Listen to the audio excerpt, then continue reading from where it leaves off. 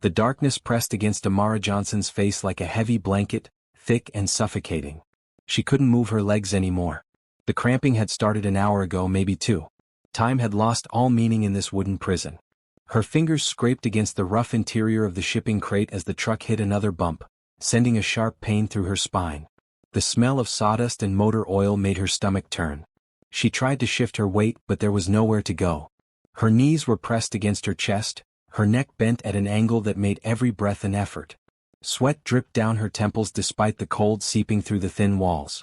Her green cotton dress, the one she'd grabbed in her panic, was now damp and clinging to her skin. The memory of 3 hours ago played in her mind like a horror film she couldn't pause. Her uncle's face, twisted with rage, his hand gripping her arm hard enough to leave bruises. "You will marry Richard Pemberton. This is not a discussion, Amara. Your parents' estate needs this merger." Behind him, Richard Pemberton, a man twice her age with cold eyes and a cruel smile, had nodded his approval. The marriage license was already drawn up. The ceremony was scheduled for the next morning. She had run out the back door, through the garden, into the industrial area where her friend worked at a shipping company. "Please," she'd begged Terrence, her former classmate.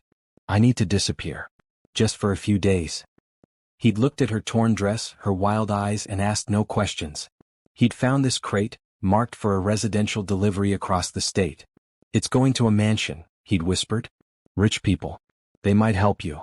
Now, as the truck's engine finally cut off, Amara wondered if she'd made a terrible mistake. What if they just left the crate in a warehouse? What if no one opened it for days? She had no water, no phone, no way to call for help. Her breathing quickened, panic rising in her throat like bile. Then she heard voices. Muffled at first, then clearer. "Daddy, look. There's another box." A child's voice, high and excited. "Sweetheart, that's for the garden supplies. Come on, let's go inside." A man's voice, deep and tired. "But Daddy, I want to see. Please." The little girl sounded closer now. "Lily Rose, it's just boring stuff. Clay pots and soil. I want to see the pots. Maybe there's a pretty one for my flowers." Amara's heart hammered. This was it. Her only chance. She gathered every bit of strength left in her exhausted body and kicked the side of the crate. "What?" Twice. The wood creaked but didn't break. "Daddy, did you hear that?" The little girl's voice was right outside now. "Hear what, baby?" The box moved. "Look." Amara kicked again, harder. Her foot crashed through a weak panel and splinters flew. Light poured in, blinding after hours of darkness. She heard a man's sharp intake of breath. "Step back, Lily Rose. Now." His voice had changed, protective and alert. "But Daddy, someone's in there." The child sounded more excited than scared. Strong hands gripped the edges of the crate and pulled. The wood groaned and gave way. Fresh air hit Amara's face like a blessing. She blinked against the bright sunlight, trying to focus. A tall figure loomed above her, backlit by the afternoon sun. "Please," she croaked, her voice raw from thirst. "Please help me." The man crouched down and his face came into focus. He was in his mid-30s, with dark hair, strong features, and eyes that showed more concern than suspicion. Behind him stood a little girl, no more than 6, with curly hair held back by a blue headband. Her eyes were wide with wonder, not fear. "Daddy, it's a lady." Lily Rose breathed. Then, before her father could respond, she clasped her hands together and looked up at the sky. "God sent Mommy back. You sent Mommy back to us." "Lily Rose, that's not." The man started, but the little girl was already reaching toward Amara. "Are you hurt?" He asked Amara directly, his voice gentle but urgent. "Can you move?" Amara tried to straighten her legs and gasped at the pain. Everything hurt. Her muscles screamed in protest. Tears spilled down her cheeks, not just from physical pain but from overwhelming relief.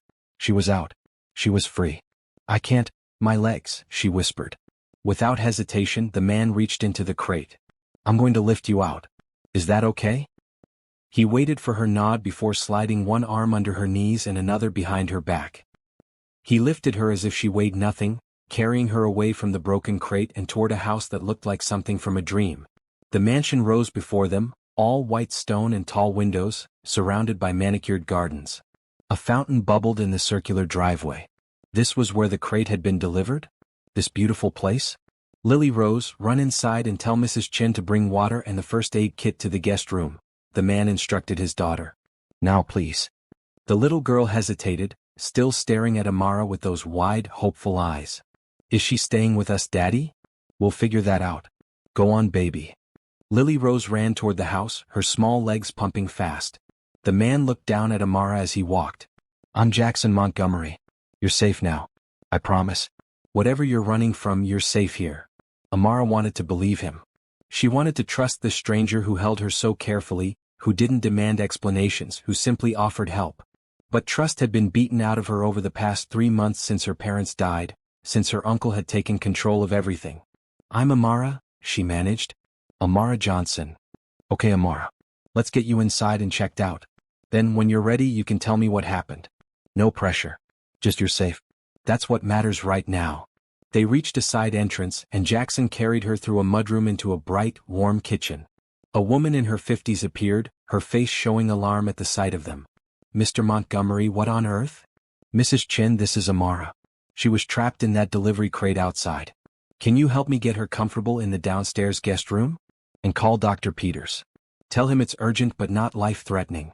Mrs. Chin didn't waste time with questions. She grabbed a bottle of water from the refrigerator and hurried ahead of them down a hallway. Lily Rose appeared again, bouncing on her toes. I got the big first aid kit, Daddy. The one with all the band-aids. Good job, sweetheart. Now give us a few minutes, okay? But I want to help. Lily Rose protested. Jackson's voice was firm but kind. You did help. You found her, remember? But now the grown-ups need to make sure she's not hurt. You can see her soon. They entered a beautiful room with pale yellow walls and a large bed covered in a white comforter. Jackson lowered Amara onto the bed as gently as if she were made of glass. Mrs. Chin immediately handed her the water bottle. Small sips, the older woman instructed. Not too fast or you'll be sick. Amara obeyed even though every cell in her body wanted to gulp the entire bottle at once. The water was cool and perfect, soothing her parched throat. Jackson pulled a chair close to the bed and sat down. His expression was serious but not unkind. Amara, I need to ask you some important questions. Are you in immediate danger? Is someone going to come looking for you here? The fear must have shown on her face because he quickly added, if the answer is yes, that's okay. We'll deal with it. I just need to know what we're facing. Amara set down the water bottle with shaking hands. She looked at this man who had carried her to safety, who was offering help without demanding anything in return. She thought of his little girl's face, so full of innocent hope. She thought of the alternative, going back to her uncle, being forced into a marriage that would destroy her. Yes, she whispered. My uncle. He's looking for me. He wants to force me to marry someone. For money. For business. I ran away. Jackson's jaw tightened. How old are you, Amara? 23. And this uncle, he has legal guardianship over you? She shook her head. No. My parents died 3 months ago. Car accident. I inherited everything. But my uncle controls it all until I turn 25 or get married. So he arranged a marriage to his business partner, Richard Pemberton. He's 46 years old and he... Her voice broke. He looks at me like I'm property he already owns. Mrs. Chin made a disgusted sound. Jackson's face darkened with anger, but when he spoke, his voice was calm. That's not going to happen. You're not going back there. You're going to stay here as long as you need to, and we're going to figure this out legally. I have lawyers. Good ones. We'll make sure you're protected. I can't ask you to do that, Amara protested weakly. You don't even know me. You're not asking. I'm offering. And before you argue, let me be clear. This isn't charity. This is basic human decency. Someone put you in a box, Amara. A box. That tells me everything I need to know about how desperate you were. So here's what's going to happen. You're going to rest. Dr. Peters is going to check you over. Then you're going to have a hot meal. Tomorrow we'll talk about the details and make a plan. Does that work for you? Amara felt tears sliding down her face again. She was so tired of crying but she couldn't stop. Why are you doing this? Jackson glanced toward the door where Lily Rose was surely hovering in the hallway. Because 2 years ago I lost my wife. And I remember what it felt like to be in a dark place with no way out. If someone had offered me a hand then, I would have taken it. So I'm offering you mine. Take it, Amara. Don't try to do this alone. Before she could respond, Lily Rose burst into the room, unable to contain herself any longer. She ran to the side of the bed and looked up at Amara with those huge, hopeful eyes. Are you really staying with us? Daddy said maybe you could stay. I have so much to show you. I have a treehouse and an art room and a garden where we grow tomatoes. Do you like tomatoes? I do. And my name is Lily Rose, but everyone calls me Lily Rose, not just Lily. What's your name? Lily Rose, let her breathe, Jackson said with a hint of amusement in his voice. But Amara found herself smiling through her tears. My name is Amara. And I love tomatoes. Lily Rose beamed. I knew it. I knew God would send someone nice. She reached out and touched Amara's hand carefully as if she might break. Your hands are dirty. Mrs. Chin can help you take a bath. She makes the water smell like flowers. Do you like flowers?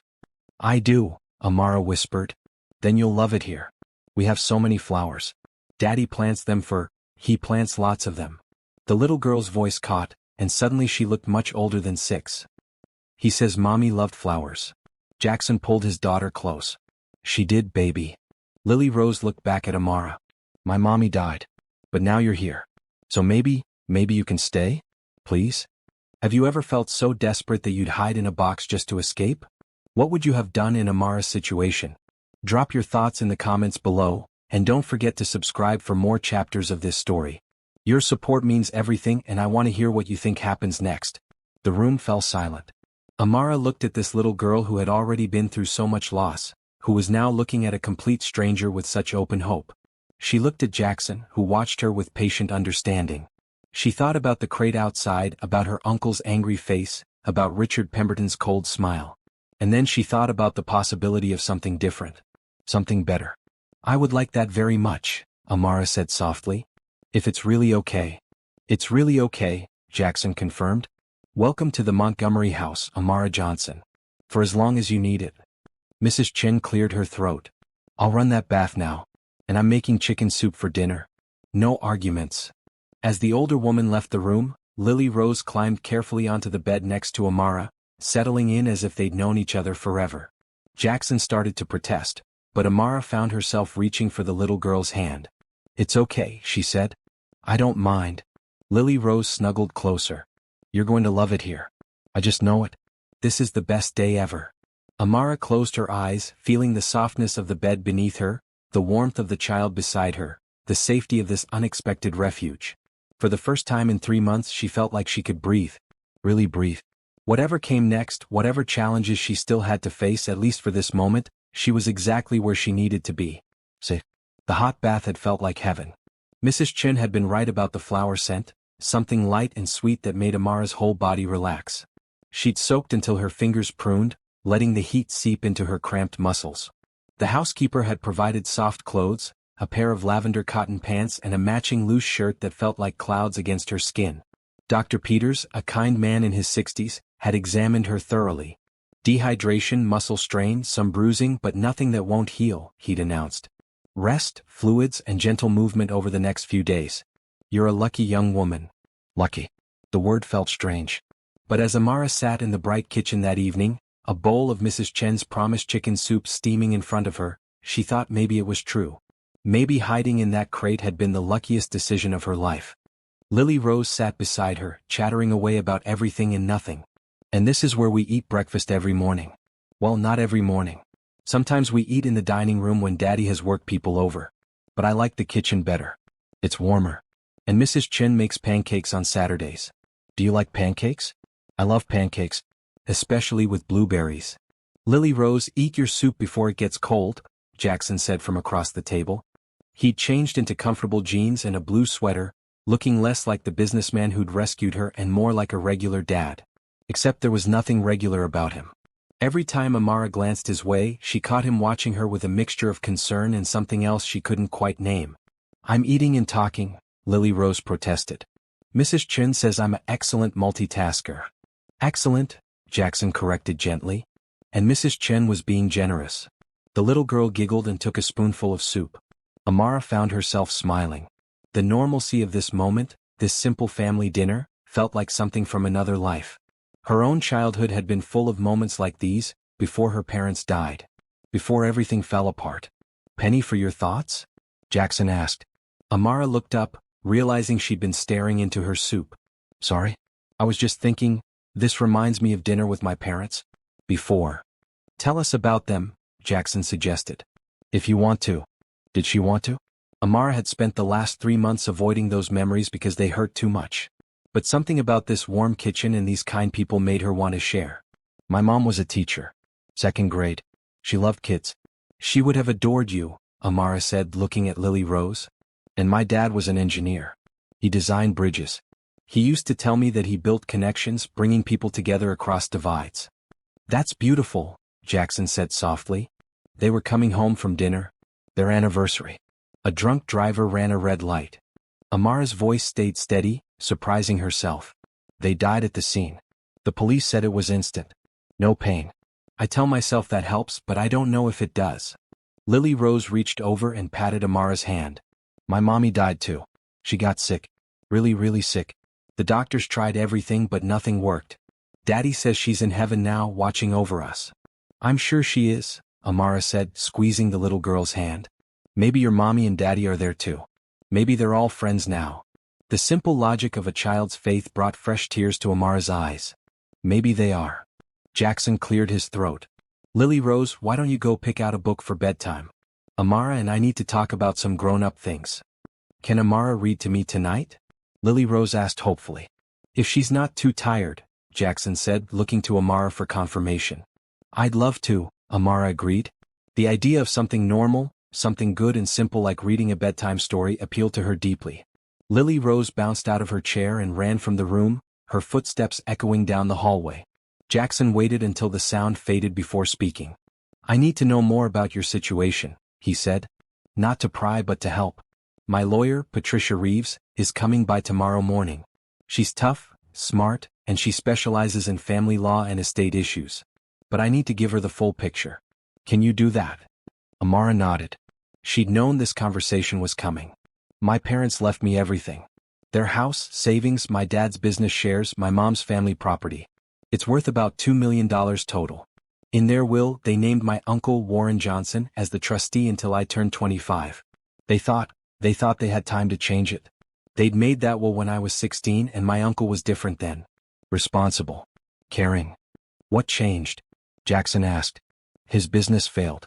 He lost everything in bad investments. When my parents died, he saw an opportunity. At first, I didn't realize what was happening.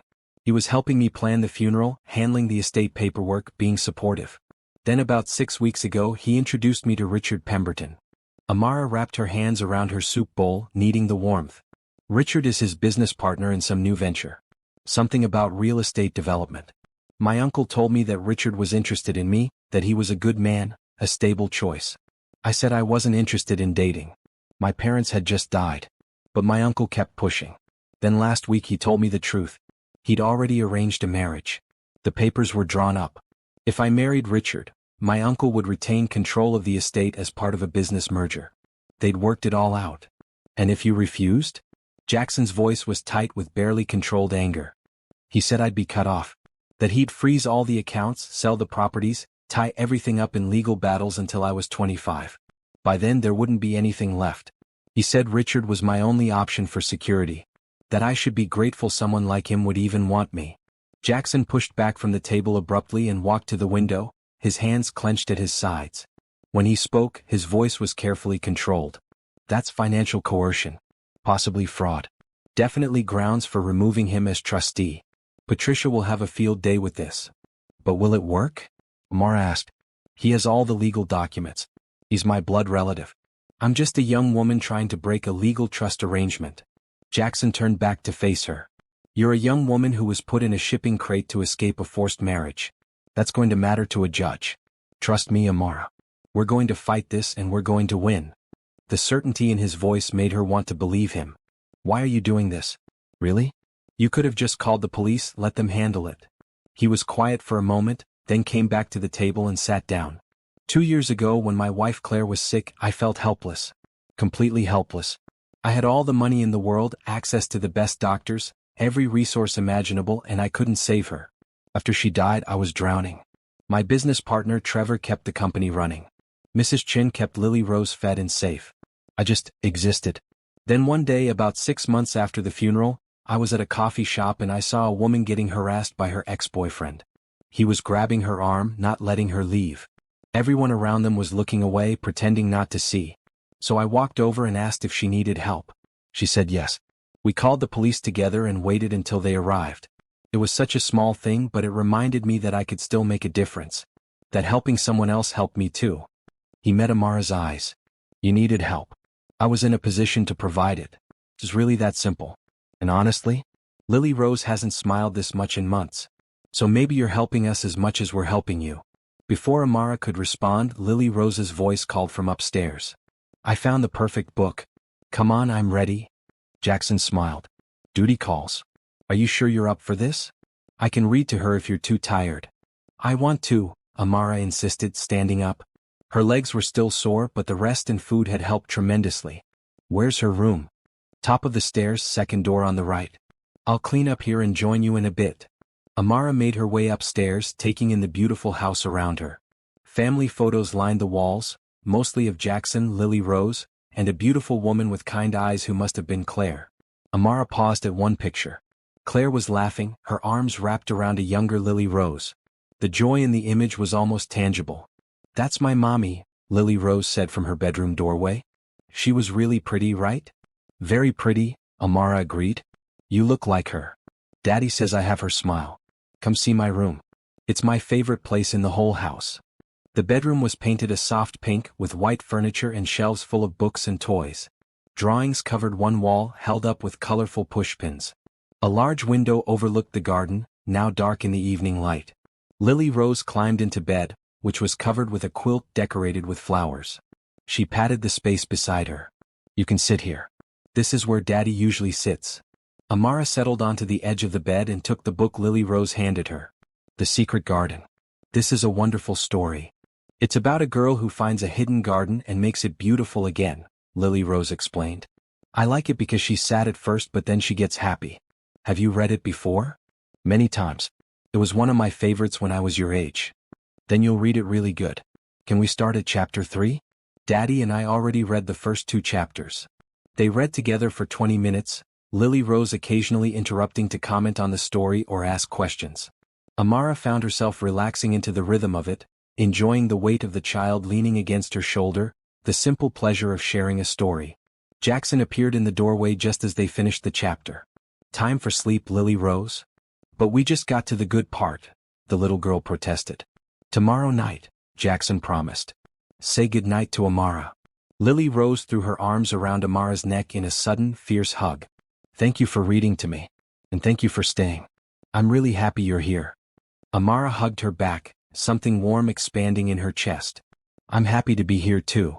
She stood up and Jackson took her place on the bed, tucking Lily Rose in with practiced ease. Sleep tight, baby girl. Daddy? Lily Rose's voice was small. Do you think Amara will stay for a long time? Jackson glanced at Amara, then back at his daughter. I hope so. But that's something we'll figure out together, okay? For now, just sleep. Okay. Good night, Daddy. Good night, Amara. Good night, sweetheart, Amara whispered. She and Jackson stepped into the hallway, leaving the door cracked open so a slice of light fell across Lily Rose's floor. They stood there in the quiet hallway, suddenly alone together. She's wonderful, Amara said. You're doing an amazing job with her. Most days I feel like I'm barely keeping my head above water, Jackson admitted. But she makes it easy. She's resilient.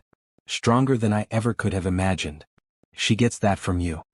He looked at her, something flickering in his dark eyes. Let me show you where you'll be staying. The guest room downstairs is nice, but I thought you might prefer something with more privacy. There's a room on this floor at the end of the hall. It has its own bathroom and a small sitting area. Would that work? That sounds perfect. But Jackson, I need to contribute somehow. I can't just stay here as a guest doing nothing. Let me help around the house. Or with Lily Rose. Or your business. Something. We'll figure that out, he assured her. For now, just focus on feeling safe. Everything else can wait. He led her to the end of the hallway and opened a door, revealing a beautiful room decorated in soft greens and creams. A large bed dominated the space and tall windows looked out over the garden. A door led to a private bathroom, and another opened to a small sitting area with a comfortable armchair and bookshelves. This is too much, Amara protested. It's just a room, Jackson said. One of many in this house that sits empty. You'd be doing me a favor by using it. I hate waste. She smiled at his logic. Thank you. Really. For everything. Get some rest. Patricia will be here at 10 tomorrow morning. We'll start building your case then. He turned to leave but Amara called after him. Jackson?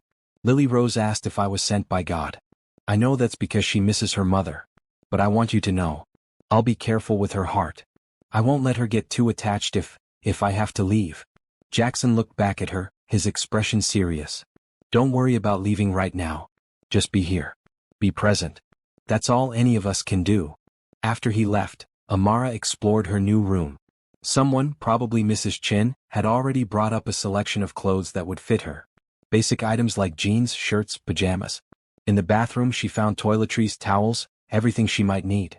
She changed into the pajamas and climbed into bed. The sheets were soft and smelled like lavender. Through the window she could see stars beginning to appear in the darkening sky. Somewhere out there, her uncle was probably furious.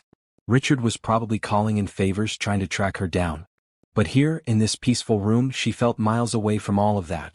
Her phone, which she'd turned off after escaping, sat on the nightstand. She'd need to deal with it eventually. The messages and missed calls waiting there. But not tonight. Tonight she would just rest. As she drifted toward sleep, she heard Lily Rose's voice in her memory. God sent Mommy back. The little girl had been so sure, so full of hope. Amara didn't know about God or fate or divine intervention. But she knew that finding this family, being welcomed into their home, felt like more than just luck. It felt like a second chance. And she wasn't going to waste it. Morning light streamed through the windows, warm and golden. Amara woke slowly, confused for a moment about where she was. Then memory flooded back and she sat up, taking in her surroundings. The beautiful room. The Montgomery house. Safety. A soft knock on the door made her jump. Amara? Are you awake? Mrs. Chen's voice was gentle. Yes, come in. The housekeeper entered carrying a tray with coffee, orange juice, and a plate of eggs and toast. Mr. Montgomery said to let you sleep, but I thought you might be hungry. The lawyer arrives in an hour. You didn't have to bring me breakfast in bed, Amara protested, but her stomach growled at the sight of food. I wanted to. Eat up. There's also aspirin on the tray if you're still sore. After Mrs. Chen left, Amara ate quickly, then showered and dressed in jeans and a soft red sweater from the clothes provided. She studied herself in the mirror. Despite everything, she looked rested. The terror of 2 days ago had faded from her eyes, replaced by something like hope. Downstairs, she found Jackson in his study, a large room lined with bookshelves and dominated by a mahogany desk. He was on the phone, his voice professional and clipped. When he saw her in the doorway, he motioned her in. I understand, Trevor. But this is non-negotiable. I'm taking the next few weeks partially remote. Yes, I know about the Singapore deal. You can handle it. I have faith in you. Okay, I'll call you later. He hung up and smiled at Amara. Good morning. Did you sleep well? Better than I have in months. Was that your business partner? I hope I'm not causing problems. Trevor worries too much. The company will survive without me being in the office every day. Jackson gestured to a chair across from his desk. Patricia will be here soon. Before she arrives, I want to make sure you're comfortable with this.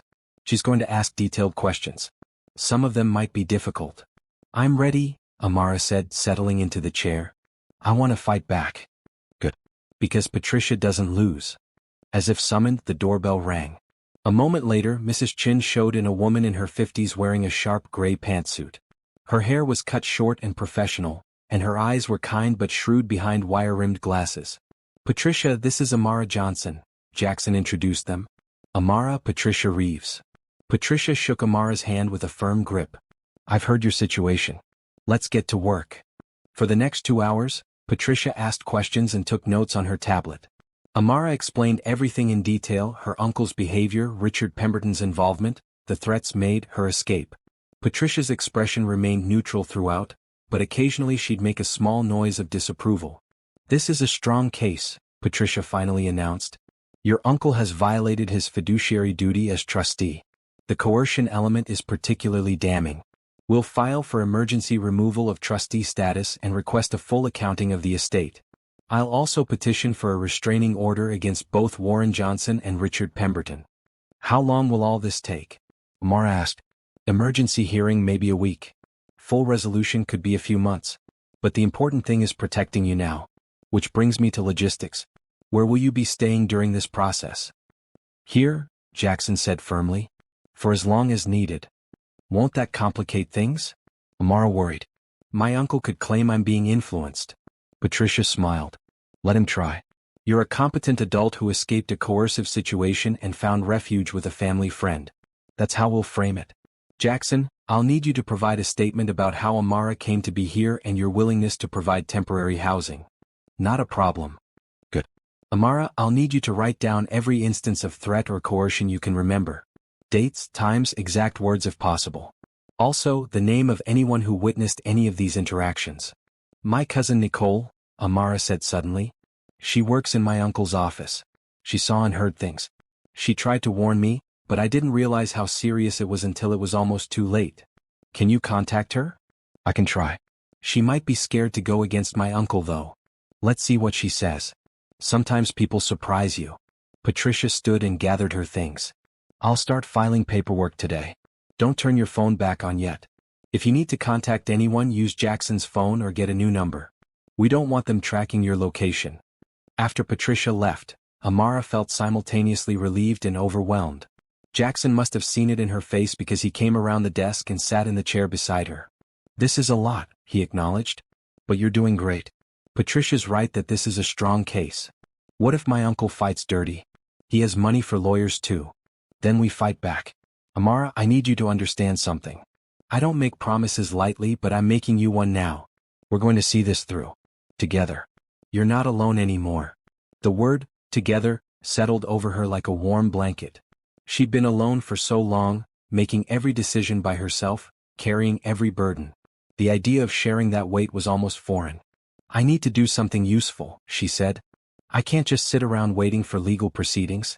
I'll go crazy. Jackson thought for a moment. Mrs. Chin mentioned she could use help organizing the household accounts and schedule. It's gotten chaotic since Claire died. I haven't been great at keeping up with it. Would you be interested in taking that on? I'd pay you properly for the work. I'll do it, but you don't need to pay me. Room and board is more than enough. Amara, no. If you work, you get paid. That's non-negotiable. They stared at each other for a moment, then Amara smiled. You're very stubborn. So I've been told. Do we have a deal? Deal. The rest of the day passed in a blur of activity.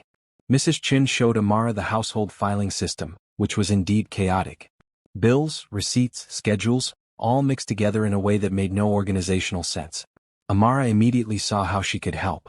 It's been rough since Mrs. Montgomery passed, Mrs. Chin confided as they sorted through paperwork in the kitchen. Mr. Montgomery tries, but his heart's not in the details. And I'm good at cooking and cleaning, but this stuff.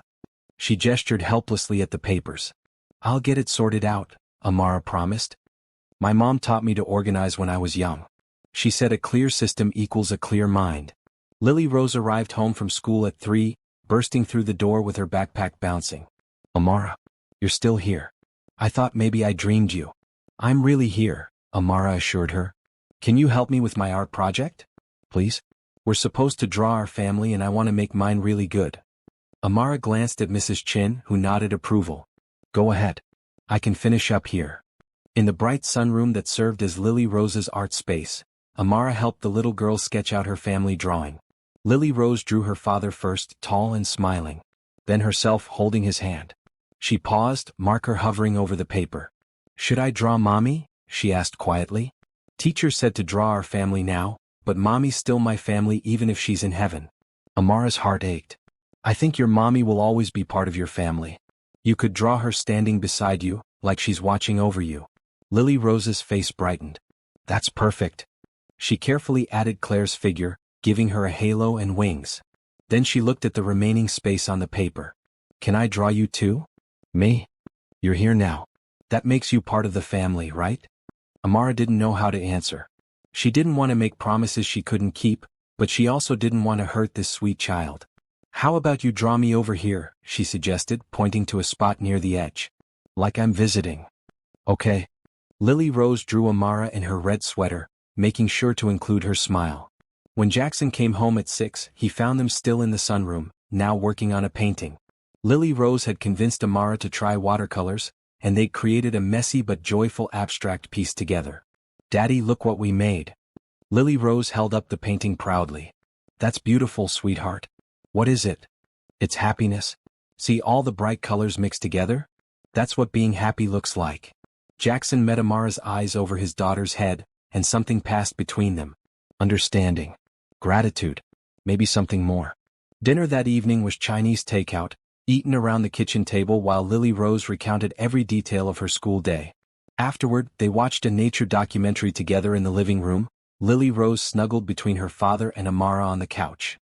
When bedtime came, Lily Rose again requested that Amara read to her. They continued The Secret Garden, and Amara found herself as invested in the story as the little girl. Jackson joined them at the end, sitting in a chair near the window. "Can I tell you a secret?" Lily Rose whispered after they'd finished reading and Jackson had tucked her in. "Of course," Amara whispered back. "I like having you here. Feels like the house isn't so sad anymore. Does that make sense?" "Perfect sense," Amara assured her.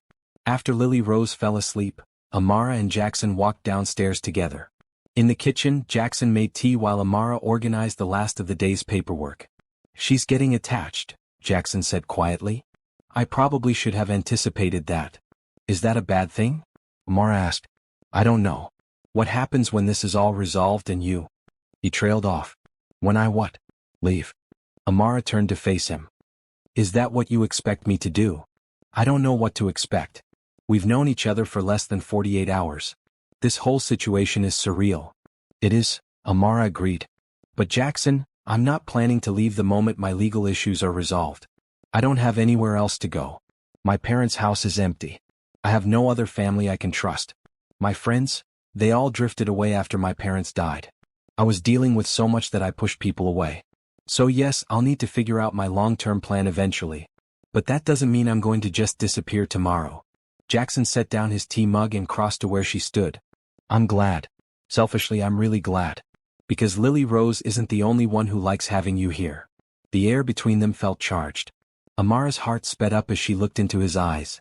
There was something there, something that scared and excited her at the same time. "This is complicated," she whispered. "Very complicated," he agreed, but he didn't step back. "I don't even know you. You know the important things. You know I'm a father first. You know I keep my promises. You know I believe in helping people. What else do you need to know?" Amara thought about that. "What's your favorite color?" He smiled. "Blue. Yours?" "Yellow. It's happy. Like Lily Rose's painting." "What else?" "What do you do?" "For work, I mean." "Software development and tech consulting. I started my company right out of college. We help businesses streamline their operations with custom software solutions." "That's impressive. It pays the bills. What did you want to do before everything happened?" Amara had almost forgotten she'd had dreams once. "I was in graduate school, getting my MBA. I wanted to start a nonprofit helping women in financial crisis, helping them understand their options, connect them with resources. My mom always said that financial literacy is power. That's a beautiful goal. You could still do that. Maybe. Someday." They stood there in the quiet kitchen just looking at each other. Finally, Jackson stepped back. "You should get some rest. Tomorrow we tackle the household accounts and I warn you they're a disaster." "I love a good disaster to organize," Amara said lightly. "Good night, Amara." "Good night, Jackson." In her room, Amara changed into pajamas and climbed into bed. Through the wall, she could faintly hear Jackson moving around in his room. The master bedroom Mrs. Chen had mentioned was right next door. Somehow that knowledge made her feel safe. Her phone still sat on the nightstand, powered off. Patricia had said to wait, so she would wait. But tomorrow she'd ask about contacting Nicole. Her cousin deserved to know she was safe. And maybe, just maybe, Nicole would be willing to help. Outside, the wind rustled through the trees in the garden. Somewhere in the house, a clock chimed 10. Amara closed her eyes and let herself imagine, just for a moment, what it would be like if this wasn't temporary. If this beautiful house, this kind family could really be her home. It was a dangerous thought. But as she drifted off to sleep, she let herself have it anyway. 3 weeks passed in a rhythm that began to feel natural. Amara woke early, helped Lily Rose get ready for school, tackled household organizational projects, and spent her afternoons preparing for the upcoming court hearing. Patricia was relentless in building the case, gathering evidence and testimony. Nicole had agreed to help. The phone call had been tearful and difficult, but her cousin had been brave. "I'm sorry I didn't do more," Nicole had sobbed. "I was scared. But I can't let him do this to you." Now Nicole was providing detailed records of her uncle's financial misconduct, evidence of meetings with Richard Pemberton, even recorded conversations where Warren Johnson openly discussed forcing Amara into marriage for business gain. The case was getting stronger every day. Your uncle made a critical mistake, Patricia had told her during their last meeting. He documented everything. He thought his position as trustee made him untouchable. He was wrong. Amara's days fell into a comfortable pattern. Mornings with Lily Rose, who chattered constantly and showed Amara everything from her favorite hiding spots in the garden to her collection of smooth river stones. Afternoons organizing, managing schedules, even helping Jackson sort through his business correspondence. "You're too good at this," Jackson had said one afternoon, watching her efficiently categorize his emails. "I might not be able to let you go even when this is all resolved." The comment had been light, teasing, but it made Amara's heart skip. Over the weeks she'd gotten to know him better. His terrible jokes that made Lily Rose groan. His habit of reading before bed. The way he rubbed his left temple when he was stressed. How he always made time for his daughter, no matter how busy his day was. And she'd noticed the way he looked at her sometimes, when he thought she wasn't paying attention. Like she was a puzzle he was trying to solve. Or maybe like she was something precious he was afraid to touch. Tonight was different though. Tonight Jackson had invited her to accompany him to a charity gala. "It's for the children's hospital," he'd explained. "I go every year. Trevor will be there and some board members I need to see. I could use your company. If you're comfortable with that." Are you asking me as your date?" Amara had asked, suddenly nervous. "I'm asking you as my friend. Who happens to live in my house. Who happens to be excellent company." He'd smiled. "Is that okay?" So here she was, standing in her room, looking at the royal blue dress Mrs. Chen had somehow procured. It was beautiful, elegant without being overly formal, with a fitted bodice and flowing skirt that hit just below her knees. Mrs. Chen had also provided heels and simple jewelry. Amara studied herself in the mirror. She looked different. Healthier. The strain and fear that had marked her face 3 weeks ago were gone. She'd gained back weight she'd lost in the months of stress. Her hair, which she'd been neglecting, was now styled in soft curls. She looked like herself again. Or maybe a new version of herself. A knock on her door made her turn. "Come in." Jackson entered and stopped short. "Wow. Is it too much?" Amara asked, suddenly self-conscious. "No. It's perfect. You're perfect." He seemed to realize what he'd said and cleared his throat. "I mean, you look really nice." He looked more than nice in his tailored charcoal suit. He looked devastating. Amara felt her face warm and looked away. "Mrs. Chin is staying with Lily Rose," Jackson said. "We should probably go soon. The event starts at 7. In the car, a sleek black sedan driven by Jackson's occasional driver Marcus, Amara felt her nervousness increase. "I'm not good at these fancy events. My parents took me to a few fundraisers when I was younger, but I was always awkward." "Just be yourself," Jackson advised. "That's more than enough." The gala was held at a beautiful hotel downtown, the ballroom decorated with twinkling lights and elegant floral arrangements. Music played softly as guests mingled, dressed in formal wear. Amara felt overwhelmed by the crowd, the noise, the sheer wealth on display. Jackson kept his hand at the small of her back, a gentle, steady presence. He introduced her to people as, "my friend Amara," and she appreciated that he didn't try to explain further. Some people looked curious but no one asked intrusive questions. Feeling touched by this story? Don't just keep scrolling. Hit that subscribe button to see how Amara's journey continues. And tell me in the comments, would you trust someone you barely knew the way Amara is learning to trust Jackson? Your engagement helps this story reach more people who need to hear it. Trevor Banks, Jackson's business partner, was a tall man with silver hair and a calculating expression. He shook Amara's hand politely but she caught the assessing look in his eyes. "Jackson tells me you're helping him get organized," Trevor said. "That's quite a feat. I've been trying to get him to hire a proper assistant for years." "Amara's more than an assistant," Jackson said, his voice carrying an edge. "She's family." Trevor's eyebrows rose but he didn't comment. Instead, he launched into a discussion about the Singapore deal, which Jackson politely but firmly deferred. "Not tonight, Trevor. Tonight is about the hospital." They made their way through the crowd, Jackson stopping to chat with various board members and donors. Amara noticed how easily he moved in this world, confident but not arrogant, generous with his time and attention. She also noticed the number of women who looked at him with clear interest, some even approaching to flirt openly. Each time, Jackson politely redirected the conversation and then returned his attention to Amara. "Sorry about that," he murmured after one particularly persistent woman. "Susan has been trying to set me up with her daughter for months." "You're quite the catch," Amara teased.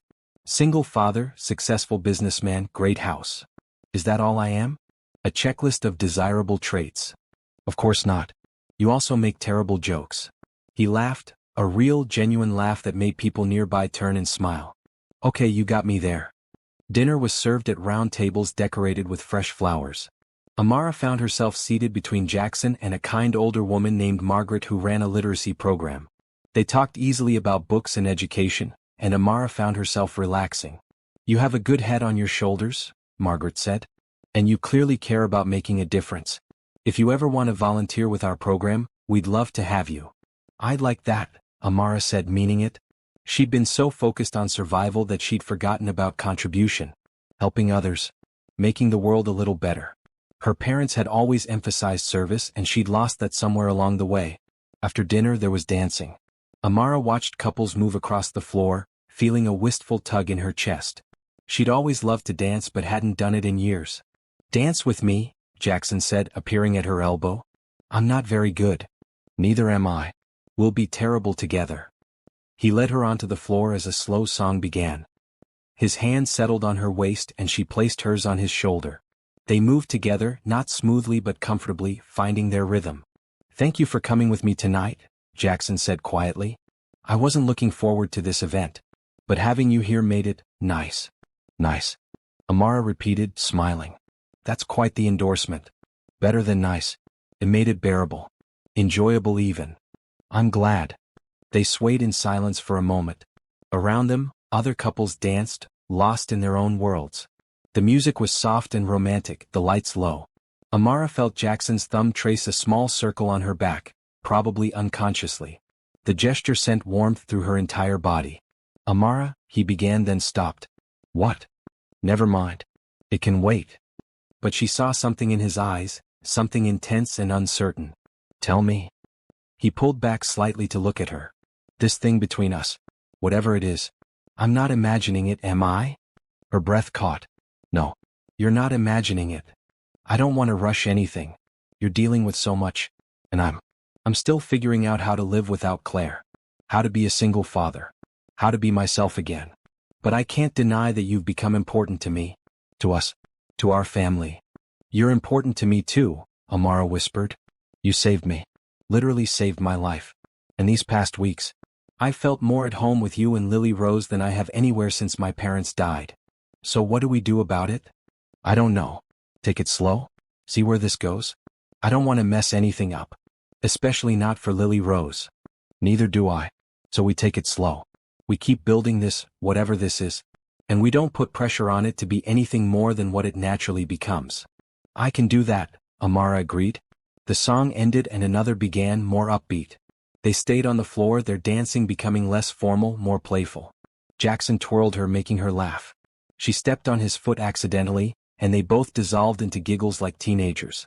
Trevor appeared at the edge of the dance floor, looking amused and slightly exasperated. Jackson, the hospital director wants to speak with you about your donation. Can it wait? Not really. He's leaving soon. Jackson looked at Amara apologetically. Give me 10 minutes. Take your time. I'll be fine. She watched him walk away, already missing his presence. She made her way to the bar and ordered sparkling water, not wanting alcohol to cloud her judgment tonight. As she waited, a man approached. You're with Jackson Montgomery, aren't you? He was middle-aged, well-dressed, with calculating eyes that made Amara immediately uncomfortable. I'm a friend of his, yes. Richard Pemberton. He extended his hand. Amara's blood turned to ice. She didn't take his hand. I know who you are. His smile didn't reach his eyes. Then you know we have unfinished business. We have no business at all. Your uncle is very worried about you. Running away was childish. It's time to come home and fulfill your obligations. My only obligation is to myself. And I'm not going anywhere with you. You think Montgomery can protect you? He's a businessman. He understands deals. Maybe we can make one. There is no deal. Leave me alone. Richard stepped closer, dropping his voice to a threatening whisper. You're making this harder than it needs to be. Your uncle controls your money. Without his cooperation you have nothing. Is that really what you want? To be a charity case, living off Montgomery's pity? Amara felt anger rise, hot and fierce. For 3 months, this man and her uncle had made her feel powerless. But she wasn't powerless anymore. She had Jackson, Patricia, a legal case, and most importantly, she had her voice back. "I'd rather have nothing than be married to you," she said clearly. "And you're wrong about Jackson. He doesn't pity me. He respects me. Which is something you'll never understand. We'll see about that. When you're broke and desperate, you'll come crawling back. If you come near me again, I'll call security. And my lawyer will add harassment to the charges we're already bringing against you and my uncle." Richard's expression darkened. "You're making enemies you can't afford." "No. I'm standing up for myself. Now leave." He stared at her for a long moment, then turned and walked away. Amara realized her hands were shaking. She set down her water glass before she dropped it. Jackson appeared at her side moments later. "Are you okay? You're white as a sheet." Richard Pemberton was just here. Jackson's expression went cold. "What did he say?" She told him everything. Jackson's jaw clenched tighter with each word. When she finished, he took out his phone. "I'm calling Patricia. We need to document this. And we're getting that restraining order expedited. He's just trying to scare me. And it worked. Look at you, you're shaking." Jackson put his hands on her shoulders, his touch gentle but grounding. "Amara, this is serious. He approached you at a public event to threaten you. That's not okay. I handled it though. I didn't back down. I know. And I'm proud of you. But you shouldn't have to handle it alone." He pulled her into a hug right there in the middle of the gala. Amara melted into his embrace, letting his strength steady her. "Can we go home?" she asked quietly. "Absolutely. Let me say quick goodbyes and we're out of here." 20 minutes later, they were in the car heading back. Amara watched the city lights blur past the window, feeling drained. The high of the evening, the dancing, the connection with Jackson, all of it had been overshadowed by Richard's appearance. "I'm sorry," Jackson said. "I shouldn't have left you alone. You didn't know he'd be there. It's not your fault. Still, from now on, if we go anywhere public, we make sure you're not exposed like that. I can't hide forever." "No. But you can be smart until the legal stuff is resolved and you have protection in place." When they got home, Mrs. Chin reported that Lily Rose had gone to bed an hour ago without any problems. Jackson thanked her and she left, heading to her own apartment above the garage. Amara kicked off her heels with relief, her feet aching. Jackson loosened his tie, looking tired. They stood in the entryway, neither quite ready to go their separate ways. "Want some tea?" Jackson offered. "That sounds perfect." In the kitchen, they moved around each other comfortably, Jackson starting the kettle while Amara got mugs from the cabinet. It was domestic and easy, a routine they'd fallen into over the past weeks. "Tonight was good until it wasn't," Amara said, sitting at the kitchen table. "I had fun. I liked talking to Margaret. I liked dancing with you. But then Richard had to ruin it." "Yeah." Jackson brought the tea over and sat across from her. "Patricia will handle him. The restraining order will go through. We have witnesses to tonight's harassment. This actually helps our case." "I know. I hate that he can still make me feel small. Like I'm back in my uncle's house with no options." "You're not small. You're one of the bravest people I know. You hid in a shipping crate to escape. You're rebuilding your life from scratch. You stood up to Richard tonight without anyone's help. That's not small, Amara. That's courage." She looked at him across the table, this man who had somehow become her anchor. "I don't feel brave. Brave people rarely do. They just do what needs to be done despite being scared." "Is that how you felt when Claire was sick?" Jackson was quiet for a long moment. "Yes. I wasn't brave. I just kept going because stopping wasn't an option. Lily Rose needed me. Claire needed me. So I pushed through even though inside I was falling apart." "You're braver than you give yourself credit for too. Maybe we're both doing our best with hard situations." "Maybe." They sipped their tea in comfortable silence.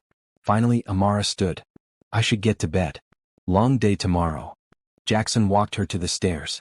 At the bottom, he caught her hand. "Amara? Thank you for telling me about Richard right away. For trusting me with that. Of course. We're in this together, right?" "Right." He leaned in and pressed a gentle kiss to her forehead. It was chaste, simple, but it made Amara's heart race. When he pulled back, their eyes met and held. "Good night," he whispered. "Good night, Jackson." In her room, Amara changed out of the beautiful blue dress and into comfortable pajamas. Through the wall, she heard Jackson moving around, getting ready for bed. The sound was comforting, a reminder that she wasn't alone. She climbed into bed and picked up her phone, now equipped with a new number. There was a text from Patricia. Documented tonight's incident. Restraining order hearing moved up to Friday. You did good standing up to him. Another text from Nicole. Uncle Warren knows where you are. He's planning something. Be careful. Amara's stomach clenched. She should tell Jackson. But he was probably already asleep, and she didn't want to worry him more tonight. She'd tell him in the morning. She set the phone aside and turned off the light. Tomorrow they'd deal with whatever her uncle was planning.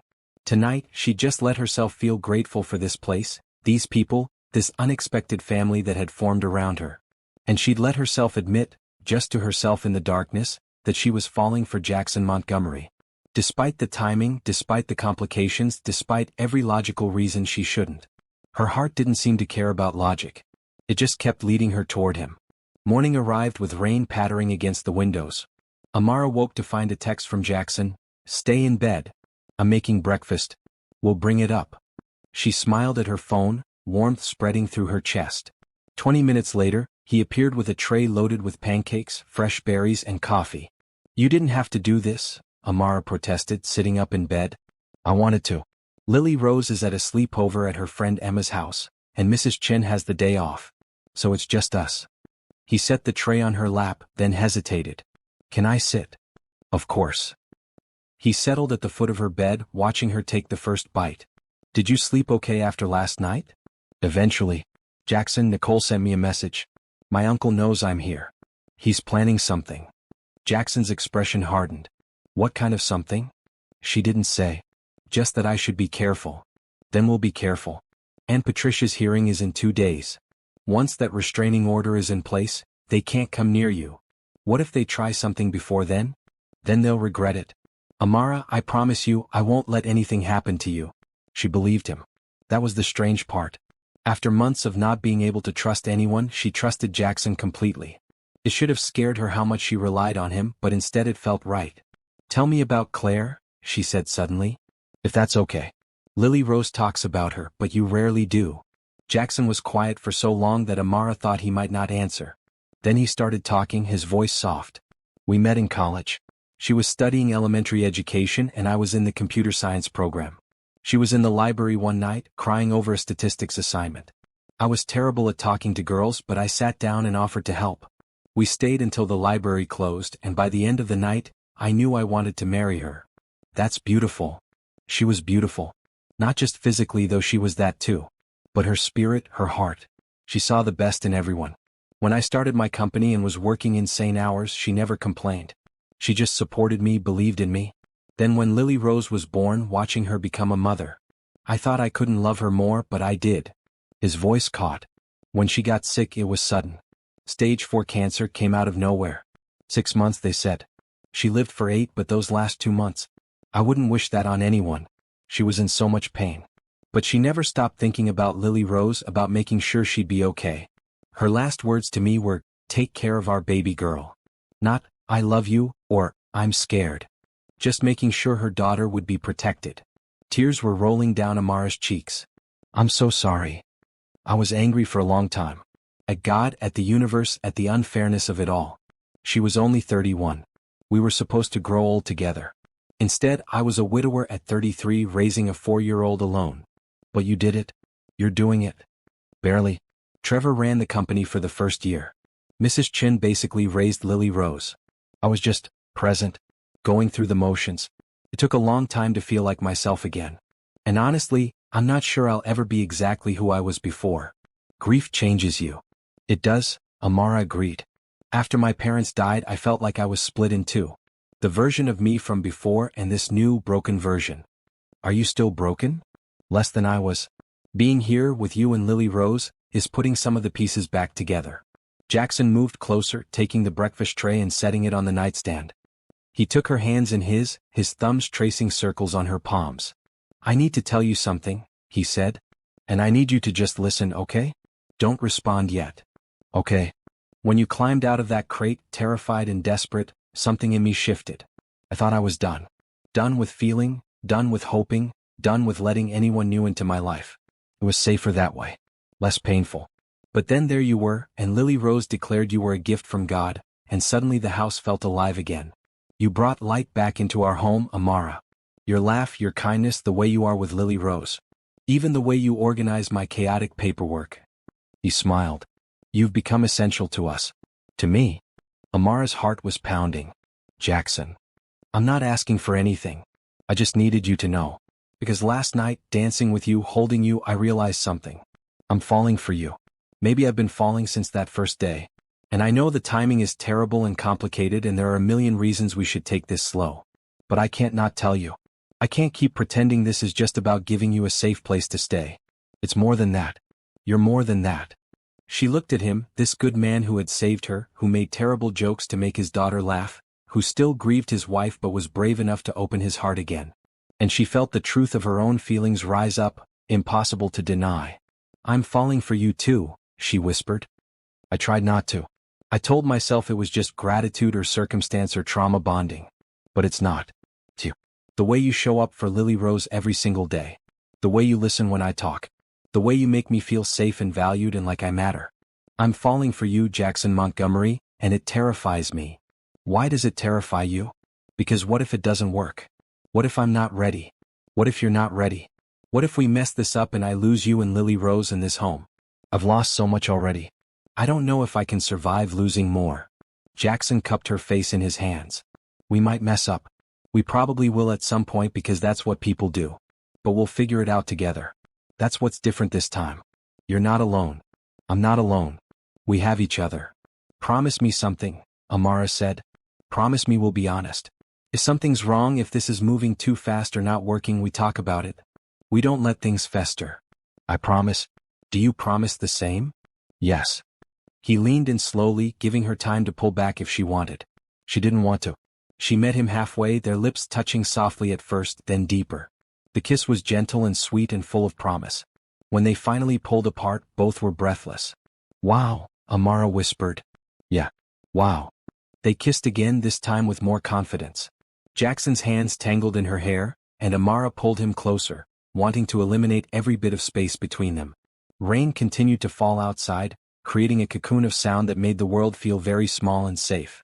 When they finally broke apart, Jackson rested his forehead against hers. I should probably go before we get carried away. Probably wise. But I don't want to. Neither do I. He laughed and pulled back reluctantly. How about this? We spend the day together. Just us.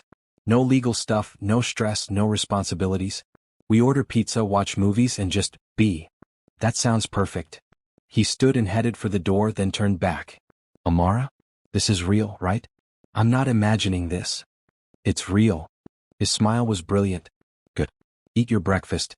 I'll meet you downstairs in 30 minutes. After he left, Amara lay back against her pillows, touching her lips where his had been. This was happening. They were really doing this. It was fast and possibly reckless and definitely complicated. But it also felt inevitable, like they'd been moving toward this moment from the second that crate had opened. She ate her breakfast quickly, then showered and dressed in comfortable clothes, soft green sweatpants and a matching hoodie. When she came downstairs, Jackson was in the living room setting up the television. What are we watching? She asked, curling up on the couch. Your choice. I have streaming services for days. They settled on a comedy, something light and funny that didn't require much thought. Jackson sat beside her, not touching but close enough that she felt his warmth. Halfway through the movie, he put his arm around her shoulders. Amara snuggled into his side, feeling content in a way she hadn't felt in years. This is nice, she murmured. Very nice. They ordered pizza for lunch, extra cheese and pepperoni, eating it straight from the box while watching another movie. Jackson told her stories about Lily Rose's antics at school, and Amara shared memories of her childhood, the good times before her parents died. What was your favorite thing to do with them? Jackson asked. Sunday morning breakfast. My dad would make elaborate creations out of pancakes, animals and shapes and whatever we requested. My mom would read the paper out loud, sharing interesting articles. We'd spend hours at the table just talking and laughing. It was perfect. We should start that tradition here. Sunday breakfast with Lily Rose. You can teach me to make pancake animals. I'd like that. As afternoon turned to evening, they moved to the floor in front of the couch, surrounded by throw pillows. The third movie played on the screen, but neither was really watching. They talked about everything and nothing, sharing stories and dreams and fears. What do you want? Jackson asked. Long term. When all this legal stuff is resolved and you have your life back. I want to finish my MBA. Start that nonprofit I told you about. Help women who are in situations like mine. Give them resources and support. She paused. And I want a family. Someday. Kids and chaos and Sunday morning pancakes. That's a good dream. What about you? What do you want? Jackson thought about it. I want Lily Rose to grow up happy and secure. I want my company to keep thriving, but not at the expense of my personal life like it did before. I want to find balance. And I want to not be alone anymore. I want someone to share my life with, to build something new with. Someone specific? Amara asked, her voice teasing but hopeful. Maybe. If she's interested. I think she might be. He kissed her again, slow and deep. This time there was no hesitation, no holding back. They explored each other's mouths, hands wandering but staying respectful. When they finally broke apart, both were flushed and breathing hard. We should probably slow down, Jackson said, though he didn't move away. Probably, Amara agreed, but she was already leaning in for another kiss. The evening passed in a blur of conversation and laughter and increasingly heated kisses. By the time the sun set, they were tangled together on the couch, content to just hold each other. Lily Rose comes home tomorrow, Jackson said. We should probably talk about how we handle this around her. I don't want to confuse her. What do you want to tell her? The truth? That I care about you and we're seeing where this goes. She's 6. Will she understand that? She's 6, but she's perceptive. She already loves you. If anything, she'll be thrilled. As long as we're careful with her heart. Always. Jackson's phone buzzed with a text. He checked it and frowned. Patricia. She wants to video call. On a Sunday evening? Must be important. He set up his laptop on the coffee table and initiated the call. Patricia's face appeared on screen, and her expression was serious.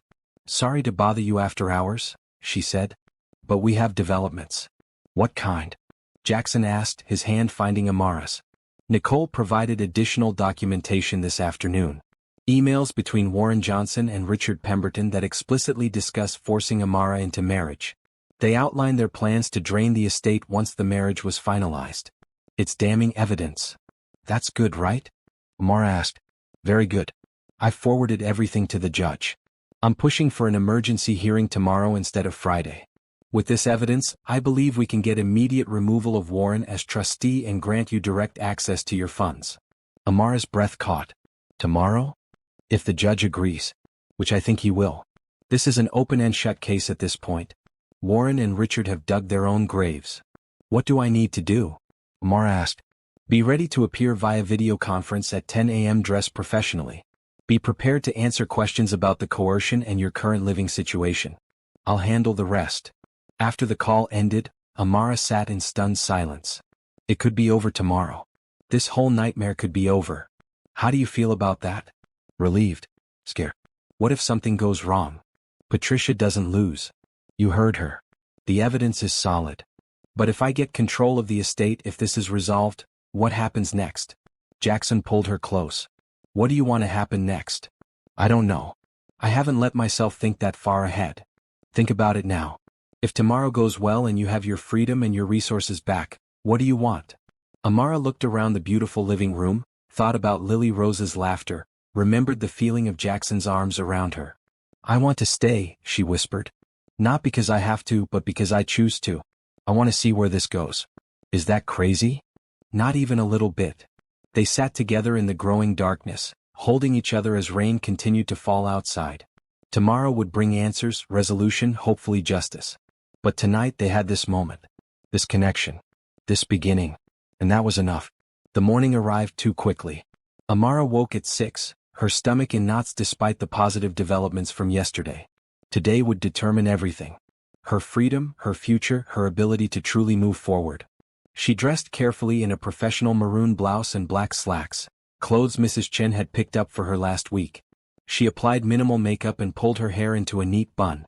Looking in the mirror, she saw a woman who was ready to fight for herself. Jackson knocked on her door at 7. Lily Rose just got home.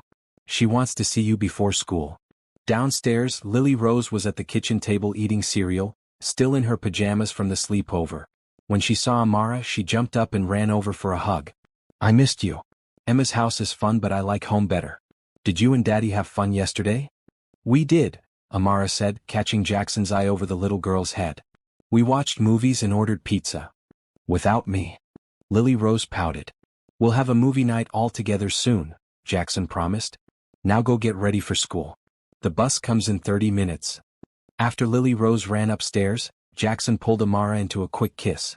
You're going to do great today. Just tell the truth. Patricia will handle the rest. Mrs. Chin arrived and started preparing breakfast, tactfully ignoring the obvious connection between Jackson and Amara. At 9:30, they set up in Jackson's study for the video hearing. Patricia appeared on screen first, looking professional and confident in a sharp navy suit. Remember, just answer the judge's questions clearly and honestly, Patricia coached. Don't elaborate unless asked. I'll object if anything inappropriate comes up. At exactly 10 a.m., the judge appeared on screen. Judge Martha Holland was a woman in her 60s with silver hair and sharp eyes. Warren Johnson and Richard Pemberton were present via separate video feeds, each with their lawyers. Amara's uncle looked haggard and angry. Richard's expression was cold and calculating. Seeing them made her stomach drop, but Jackson's hand on her shoulder steadied her. This is an emergency hearing regarding the estate of Thomas and Jennifer Johnson, Judge Holland began. Ms. Reeves, you've made some serious allegations. I've reviewed your evidence packet. It's extensive. Yes, Your Honor. We have documented proof of coercion, financial misconduct, and conspiracy to defraud Ms. Johnson of her rightful inheritance. Warren's lawyer jumped in. Your Honor, my client has served faithfully as trustee for 3 months. These allegations are fabricated by a young woman who ran away from her responsibilities. Ran away from what responsibilities? Judge Holland asked dryly. Being forced into marriage? There was no force, Your Honor. Mr. Pemberton and Ms. Johnson had a courtship arrangement approved by her legal guardian. I'm 23 years old, Amara spoke up, her voice strong despite her nerves. Warren Johnson is not my guardian. He's the trustee of my parents' estate, a position he's abused. I never agreed to marry Richard Pemberton. I was threatened and coerced. Can you give me specific examples? The judge asked.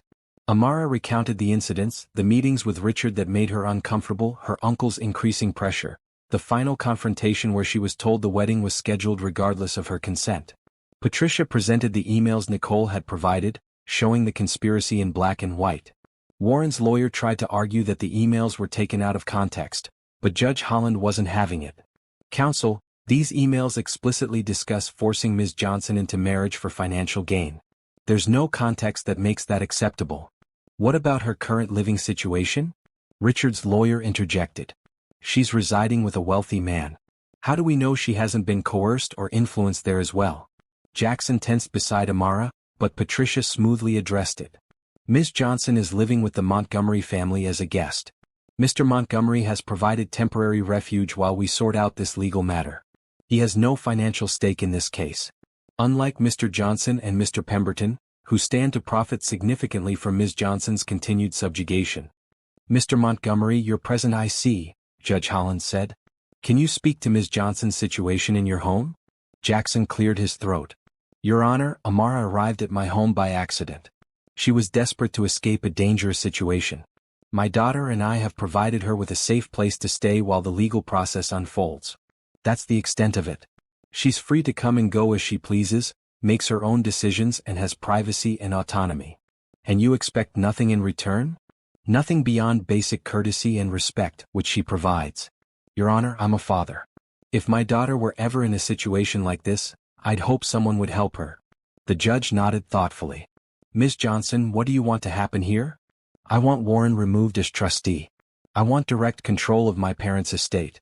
I want a restraining order against both Warren Johnson and Richard Pemberton preventing them from contacting me. And I want to pursue criminal charges for their attempted fraud and coercion. Warren's face turned red. You ungrateful little... Mr. Johnson. Judge Holland snapped. One more outburst and I'll hold you in contempt. Ms. Reeves, you're asking for immediate removal of trustee status. Yes, Your Honor. The evidence shows Mr. Johnson has violated his fiduciary duty in multiple ways. My client is a competent adult who should have control over her own inheritance. Agreed. Based on the evidence presented, I'm ordering the immediate removal of Warren Johnson as trustee. Full financial control of the estate will be transferred to Ms. Johnson within 72 hours. Mr. Johnson, you will provide a complete accounting of all estate transactions during your tenure. Any discrepancies will be investigated. Warren's lawyer tried to object, but the judge continued. I'm also granting a temporary restraining order preventing both Warren Johnson and Richard Pemberton from contacting Ms. Johnson directly or indirectly. This includes phone calls, emails, text messages, social media, or approaching her in person. A permanent order will be determined at the hearing scheduled for next month. Amara felt tears of relief streaming down her face. Jackson squeezed her shoulder. As for criminal charges, Judge Holland said, that's not within my jurisdiction, but I'm forwarding this case to the district attorney's office for review. The evidence suggests possible fraud, coercion, and conspiracy charges may be warranted. Your Honor, this is outrageous. Warren shouted. That money was supposed to. Supposed to what, Mr. Johnson? Fund your business ventures? The money belongs to Ms. Johnson, and you had no right to try to steal it through a forced marriage. You should count yourself lucky you're not being arrested right now. The hearing concluded shortly after. When all the video feeds disconnected except Patricia's, Amara finally let herself sob. Jackson pulled her into his arms while Patricia beamed from the laptop screen. Congratulations, Amara. You're free. Thank you, Amara managed through her tears. Thank you so much. The hard part is over. We'll finalize everything over the next few weeks, but the immediate danger is past. Your uncle and Richard can't touch you now. After Patricia signed off, Jackson held Amara while she cried, releasing months of fear and stress. When she finally calmed down, he pulled back to look at her face. You did it, he said softly. You stood up to them and you won. We did it. I couldn't have done this without you. What happens now? Amara thought about it. She had her freedom back. In 3 days, she'd have access to her parents' estate. She could leave if she wanted to. Go back to her childhood home, restart her life, move on. But she didn't want to leave. I stay, she said. If that's still okay. I'd like to stay here at least for a while longer. See where things go with us. Help you and Lily Rose. Is that okay? More than okay. They were kissing when Lily Rose's voice came from the doorway. Are you guys boyfriend and girlfriend now? They jumped apart. The little girl stood there in her school clothes, backpack on, grinning widely. I thought you were at school, Jackson stammered. Bus was late. So are you? Boyfriend and girlfriend? Jackson looked at Amara, raising an eyebrow in question. She smiled and nodded. Yes, Jackson told his daughter. We are. Is that okay with you? Lily Rose jumped up and down. Yes. I knew it. I prayed for this. Can I tell Emma? Maybe let us figure things out first, Amara suggested gently. Okay. But I'm really happy. She ran over and hugged them both. This is the best day ever. The bus horn honked outside. Lily Rose grabbed her backpack and ran for the door. Bye. Love you. Love you both. After she was gone, Jackson and Amara looked at each other and laughed. Well, that's out in the open now, Jackson said. She's happy about it. She loves you. Has since day one. I love her too. And me? Jackson asked, his voice suddenly vulnerable. Is it too soon to ask that? Amara cupped his face in her hands. I love you. I know it's fast and crazy, but I do. I love you, Jackson Montgomery. His kiss was his answer, deep and passionate and full of promise. When they finally broke apart, both were breathless. I love you too, he whispered. So much. They spent the rest of the day together making plans. Amara would stay in the guest room for now, keeping things appropriate with Lily Rose around. But they'd continue building their relationship, seeing where it led. She'd work on finishing her MBA online while helping manage the household. Eventually, she'd start her nonprofit. You can use one of the properties in your parents' estate as an office, Jackson suggested. Turn it into a resource center. That's a good idea. As evening approached, they prepared dinner together. Something simple, just pasta and salad, but the act of cooking side by side felt significant. This was what she'd dreamed of, this casual domesticity, this partnership. When Lily Rose got home from school, she was still buzzing with excitement. Over dinner, she peppered them with questions about their relationship, when they decided they liked each other, if they'd get married, if Amara would officially be her new mom. Slow down, sweetheart, Jackson laughed. One step at a time. But you do like her a lot, right, Daddy? I like her very much. And Amara, you like Daddy? Very much, Amara confirmed. Then that means you'll probably get married eventually and I'll have a mom again. Jackson and Amara exchanged glances. This was the complication they'd worried about. Lily Rose getting her hopes up too high. Lily Rose, Amara said gently. Your dad and I care about each other. But marriage is a big step. We're taking things slow, getting to know each other better. Can you be patient with us? The little girl's face fell slightly, but she nodded. I can be patient. But I'm still really happy you're staying. After dinner, they watched a movie together. Lily Rose snuggled between them on the couch. It felt natural and right, like they'd been a family forever. When bedtime came, both Jackson and Amara tucked Lily Rose in. They read from The Secret Garden together, trading off paragraphs. Lily Rose's eyes grew heavy, and by the end of the chapter, she was nearly asleep. "Good night, baby girl," Jackson whispered, kissing her forehead. "Good night, Daddy." "Good night, Amara." The little girl's eyes opened sleepily. "I'm glad God sent you to us. You're the best gift ever." Amara felt her eyes fill with tears. "Good night, sweet girl." In the hallway, Jackson pulled Amara close. "She means it, you know. You really are a gift to us. You're both gifts to me too." They stood there, holding each other in the quiet house. Tomorrow would bring new challenges, new adjustments as they figured out this relationship. But for now they had this moment. And it was perfect. The next morning brought a phone call from Patricia. "The bank has released the estate accounts. You now have full access to all your parents' assets, Amara." Sitting at the kitchen table with Jackson, Amara felt the weight of that statement. She was truly free. Financially independent. No longer dependent on anyone's goodwill or charity. "Thank you, Patricia. For everything." "My pleasure. Now there's one more thing. The district attorney wants to meet with you. They're considering criminal charges against Warren and Richard. Would you be willing to give a formal statement?" "Yes. Absolutely." After hanging up, Amara looked at Jackson. "I need to go back to my parents' house. I've been avoiding it, but I can't anymore. There are things there I need, documents, memories. Would you come with me?" "Of course." They arranged for Mrs. Chen to pick up Lily Rose from school, then drove across the city to the neighborhood where Amara had grown up. The house was a modest colonial with a maple tree in the front yard. It looked exactly as she remembered, but somehow smaller. Using her key, they entered. The air inside was stale and dust covered everything. Warren had clearly not maintained the property. Amara walked through the rooms, touching familiar surfaces, remembering. "This was the living room where we'd watch movies on Friday nights," she told Jackson. "And here's the kitchen where my dad made his pancake animals. My room was upstairs." Jackson followed quietly, letting her process. In her childhood bedroom, everything was frozen in time. Posters on the walls, books on the shelves, her old desk where she'd done homework. "I was happy here," Amara whispered. "Before everything fell apart. You can be happy again. Different, but still happy." She opened her closet and found a box of photo albums. Her parents' wedding, her baby pictures, family vacations. She sat on the bed and started going through them, tears streaming down her face. Jackson sat beside her, offering silent support. "I miss them so much," she sobbed. "They should be here. They should have seen me graduate, start my career, get married someday. It's not fair." "No, it's not. What if I can't do this? What if I mess everything up without them?" Jackson turned her to face him. "You won't. You're strong and smart and capable. Your parents raised you well. Their legacy lives on in you, Amara. In the woman you've become." "I want to sell this house," she decided suddenly. "I can't live here. Too many ghosts. But maybe I can use the money to fund my nonprofit. Turn their memory into something good." "That's a beautiful idea." They spent the next few hours sorting through the house. Amara packed up items she wanted to keep, family heirlooms, photo albums, her mother's jewelry, her father's engineering awards. Everything else could be sold or donated. In her father's study, she found his business documents and was shocked at how much his shares were worth.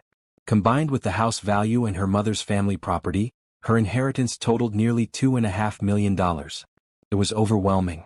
"I don't need all this money," she said to Jackson. "What do I do with it?" "Invest some. Use some for your nonprofit. Live off some. Donate to causes your parents cared about. You have options now. That's the gift they gave you." On the drive back to Jackson's house, Amara felt lighter. Returning to her childhood home had been painful but necessary. She'd said goodbye to that chapter of her life, acknowledged her loss, and decided to move forward. "Thank you for coming with me today," she said. "Always. Whenever you need me, I'm here." That evening, Nicole called. "I heard the hearing went well. I'm so glad, Amara. Thank you for providing that evidence. You saved me. I should have done it sooner. I was just scared. Uncle Warren he's not taking this well." "Has he threatened you?" "Not directly. But he's making my life difficult at work. I might need to find a new job." Come work for me, Amara offered impulsively. I'm starting a nonprofit to help women in crisis. I'll need staff and you understand what it's like to feel trapped. Plus, you're great with finances. Really? You trust me after I didn't help you earlier? You helped when it mattered. That's what counts. Think about it. I will. Thank you. Over the next few days, things settled into a new routine. Amara officially moved most of her belongings from storage into the guest room. She started taking online MBA classes again. She and Jackson began planning her nonprofit, researching similar organizations, figuring out funding and structure. Trevor stopped by one evening, ostensibly to discuss business with Jackson but really to assess Amara. They sat in the study while Jackson reviewed documents, and Trevor studied her with calculating eyes. So you're staying, he said. Not a question. I am. Jackson seems happy. Happier than I've seen him since Claire died. I'm glad. Don't hurt him. Or Lily Rose. They've been through enough. Amara met his gaze steadily. I have no intention of hurting them. I love them. Love isn't always enough. Maybe not. But it's a good start. Trevor seemed to accept that. His manner warmed slightly, and he began asking about her nonprofit plans. By the time he left, they weren't exactly friends, but the antagonism had faded. He's protective, Jackson explained after Trevor was gone. He helped me survive after Claire died. He sees himself as a guardian. I understand. I'd be suspicious too if the situation were reversed. The meeting with the district attorney happened later that week. Amara gave a detailed statement, and the DA assured her they had enough evidence to prosecute. Warren and Richard would face charges of fraud, attempted coercion, and conspiracy. This sends a message, the DA said, that you can't force people into marriages for financial gain. Your case will help protect others. As January progressed, Amara's life transformed. She had her freedom, her resources, a purpose, and a family. Jackson and Lily Rose had become her world and she theirs. One evening, Lily Rose brought up a school project. We have to write about our heroes. I want to write about Amara. Sweetheart, I'm not a hero, Amara protested. Yes, you are. You were really brave. You ran away from bad people and you didn't give up and now you're helping other people. That's a hero. Amara hugged the little girl tightly. Thank you. That means everything to me. Can I interview you for my project? I have to ask questions. Of course. They spent an hour together, Lily Rose asking about Amara's escape, her parents, her plans for the future. Her questions were surprisingly thoughtful for a 6-year-old. What's the most important thing you learned? Lily Rose asked. Amara thought carefully. That asking for help isn't weakness. It's courage. And that family isn't just about blood. It's about the people who choose to love you and stand by you. Like you and me and Daddy? Exactly like that. Jackson watched from the doorway, his expression soft with love. Later, after Lily Rose was asleep, he found Amara in the living room. That was beautiful. What you told her about family.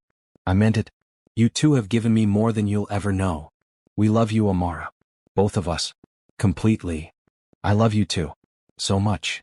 They spent the evening talking about the future. Jackson wanted to take things to the next level, maybe go on actual dates now that things had settled. Amara agreed. They'd been living together, building a relationship in the context of crisis. Now they could date properly, build something in calmer waters. Where would you want to go? Jackson asked. For a first official date? Somewhere normal. A movie? Dinner at a nice restaurant? I don't need fancy. I just want time with you. How about this Friday? I'll make reservations somewhere special. As February approached, Nicole called with good news. She'd quit working for Warren and was ready to join Amara's nonprofit venture full-time. Together, they began the real work of building the organization from the ground up. They named it New Horizons, a resource center for women escaping financial coercion and forced marriages. Using one of the properties from Amara's inheritance, they created a beautiful space with offices for counseling, legal aid, and financial planning. The grand opening was scheduled for March. Jackson helped with everything, providing business advice and connections. Lily Rose insisted on drawing pictures to decorate the walls. Even Mrs. Chen contributed, organizing a donation drive through her church. Life was good. Better than good. It was everything Amara had dreamed of during those dark months under her uncle's control. But she couldn't shake the feeling that it was almost too good. That something was waiting to disrupt this perfect new life she'd built. She tried to ignore the worry, to just enjoy her happiness. But late at night, lying in bed, she couldn't help wondering. What came next? The restraining order hearing was scheduled for the first week of March. Patricia had warned them it would be intense, but Warren and Richard would make their final arguments against the order becoming permanent. Amara dressed carefully that morning in a professional green suit. Jackson wore a charcoal suit, and even Lily Rose had insisted on wearing her fancy dress to court, a blue velvet dress with white tights. "Why is Lily Rose coming?" Amara asked as they drove to the courthouse. "She asked to. She wants to support you. I told her she doesn't have to testify or do anything scary. She just wants to be there." In the courthouse hallway, Amara saw her uncle for the first time since escaping. Warren looked older, haggard, defeated. Richard stood beside him, his expression blank. When Warren's eyes met hers, she saw hatred there. "You destroyed everything," he spat before his lawyer pulled him away. "He destroyed himself," Patricia said firmly. "Don't let him get to you." The hearing was more formal than the video conference had been. Judge Holland presided, listening to arguments from both sides. Warren's lawyer tried to argue that the restraining order was unnecessary, that his client had already lost his position as trustee and posed no threat. "My client admits his judgment may have been clouded by financial stress," the lawyer said. "But he never intended real harm. He believed he was protecting his niece's interests." "By forcing her into marriage?" Judge Holland asked dryly. "Please explain that logic."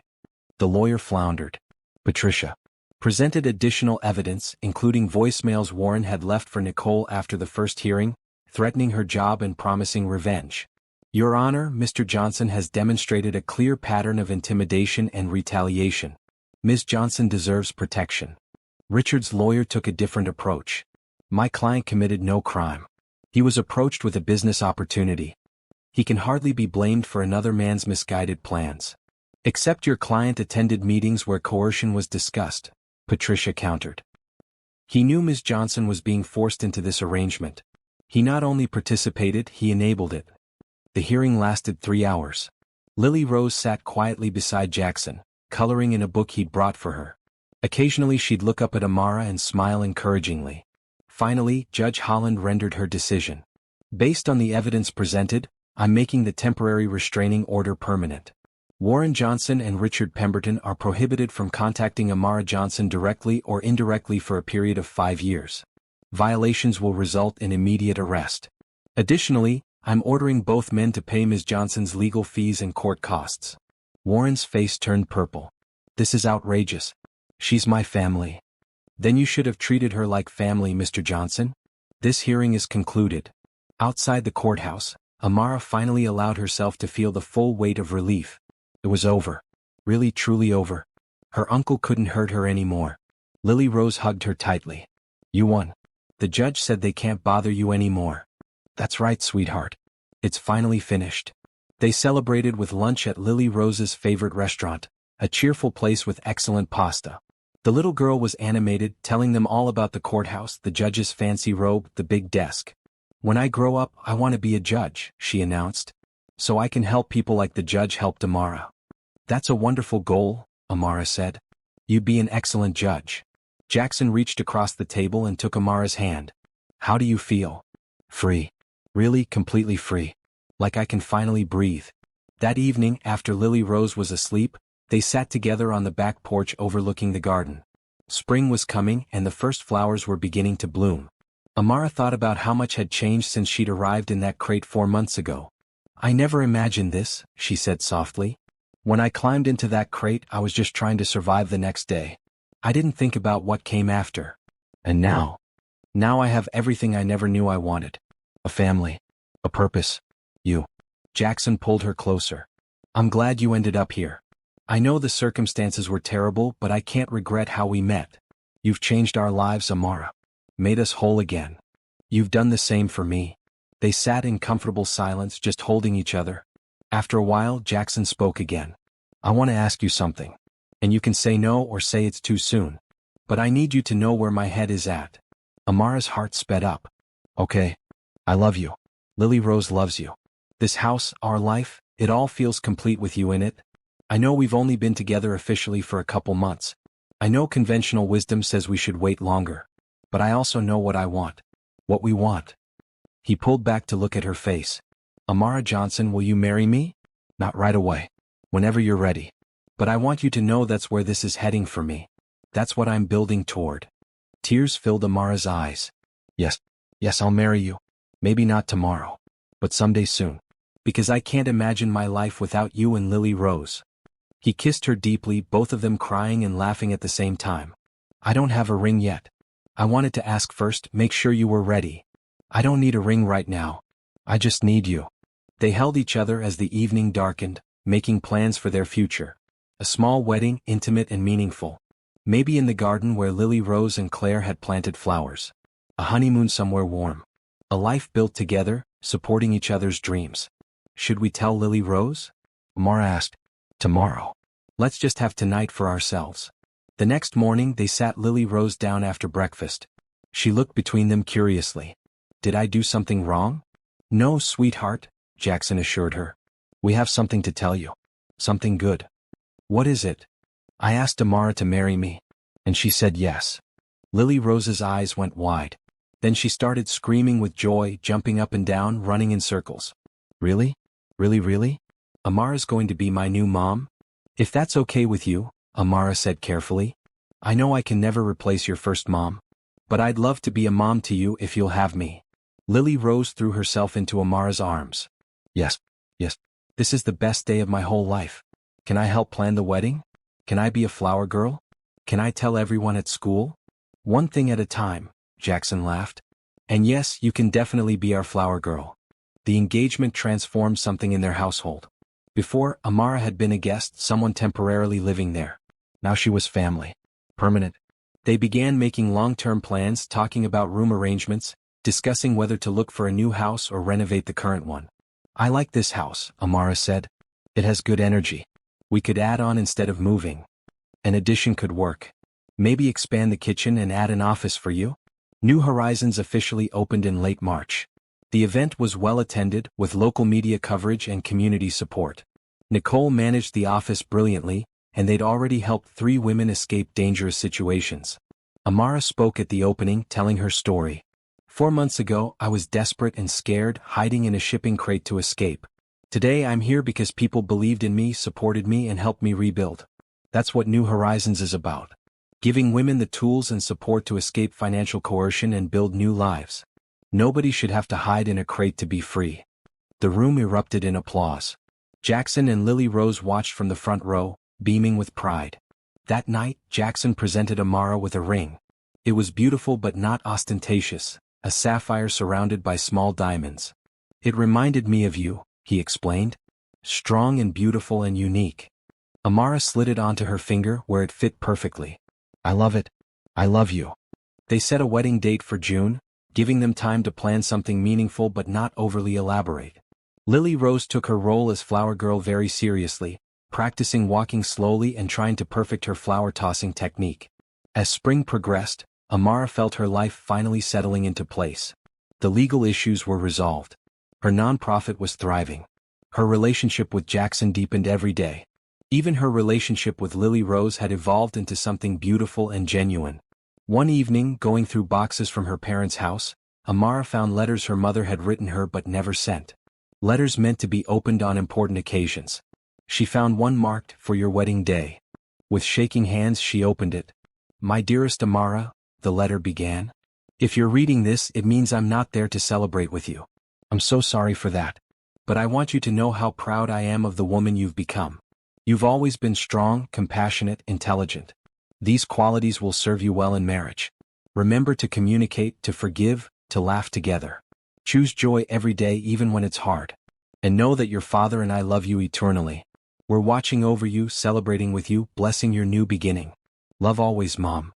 Amara sobbed as she read, but they were healing tears. She showed the letter to Jackson, who held her as she cried. "They'd be so proud of you," he said. "Of everything you've accomplished. How you've turned tragedy into purpose. I hope so. I hope they know I'm happy." They know. Somehow they know. The months flew by. Before Amara knew it, June arrived and their wedding day was here. The ceremony was held in the garden, exactly as they'd planned. About 50 people attended, friends and family and colleagues. Lily Rose was perfect as flower girl, walking slowly and carefully, tossing petals with great concentration. Nicole served as Amara's maid of honor, and Trevor stood up as Jackson's best man. Amara wore a simple ivory dress, elegant and comfortable. Jackson was devastatingly handsome in his suit. When she walked down the makeshift aisle on Trevor's arm, he'd insisted on the honor since her father couldn't be there. Jackson's eyes filled with tears. The ceremony was brief but meaningful. They wrote their own vows, promising to support each other's dreams, to be honest, to choose love every day. When the officiant pronounced them married, Jackson kissed Amara to thunderous applause. The reception was joyful and relaxed, exactly what they'd wanted. They danced their first dance to a song Claire had loved, Jackson's way of honoring his first wife even as he celebrated his new marriage. It felt right, acknowledging the past while embracing the future. Lily Rose gave a toast that had everyone crying. Amara came in a box, she said seriously. But she was really a gift. She made Daddy smile again. She made our house happy. And now she's my mom. Thank you, God, for sending her to us. As the evening wound down, Amara found herself standing in the garden with Jackson, watching their guests mingle. We did it, she said. We really did it. Any regrets? Not one. You. Only that I didn't find you sooner. We found each other exactly when we were supposed to. Neither of us was ready before. He pulled her close. I love you, Mrs. Montgomery. I love you too, Mr. Montgomery. Lily Rose ran over, her flower girl dress grass-stained from playing. Can I call you Mom now? Or do I have to wait? Amara's heart swelled. You can call me whatever feels right, sweetheart. Mom, Amara, whatever you're comfortable with. I want to call you Mom. Is that okay? More than okay. I'd be honored. The little girl hugged them both. Best family ever. As the sun set over the garden, Amara reflected on her journey. For months ago she'd been desperate, broken, terrified. She'd hidden in a shipping crate because it seemed like her only option. She'd had no idea that crate would deliver her to exactly where she needed to be. To a man who would save her and love her. To a child who would accept her and cherish her. To a home that would become her sanctuary and her future. She'd run from a forced marriage only to find her true marriage, the one she chose freely. The one built on love and respect and genuine partnership. Looking at Jackson and Lily Rose, her family now officially and completely, Amara finally understood what her mother had written. Choose joy. Even when it's hard. Even when the path is unclear. Choose joy and trust that you'll find your way. She had.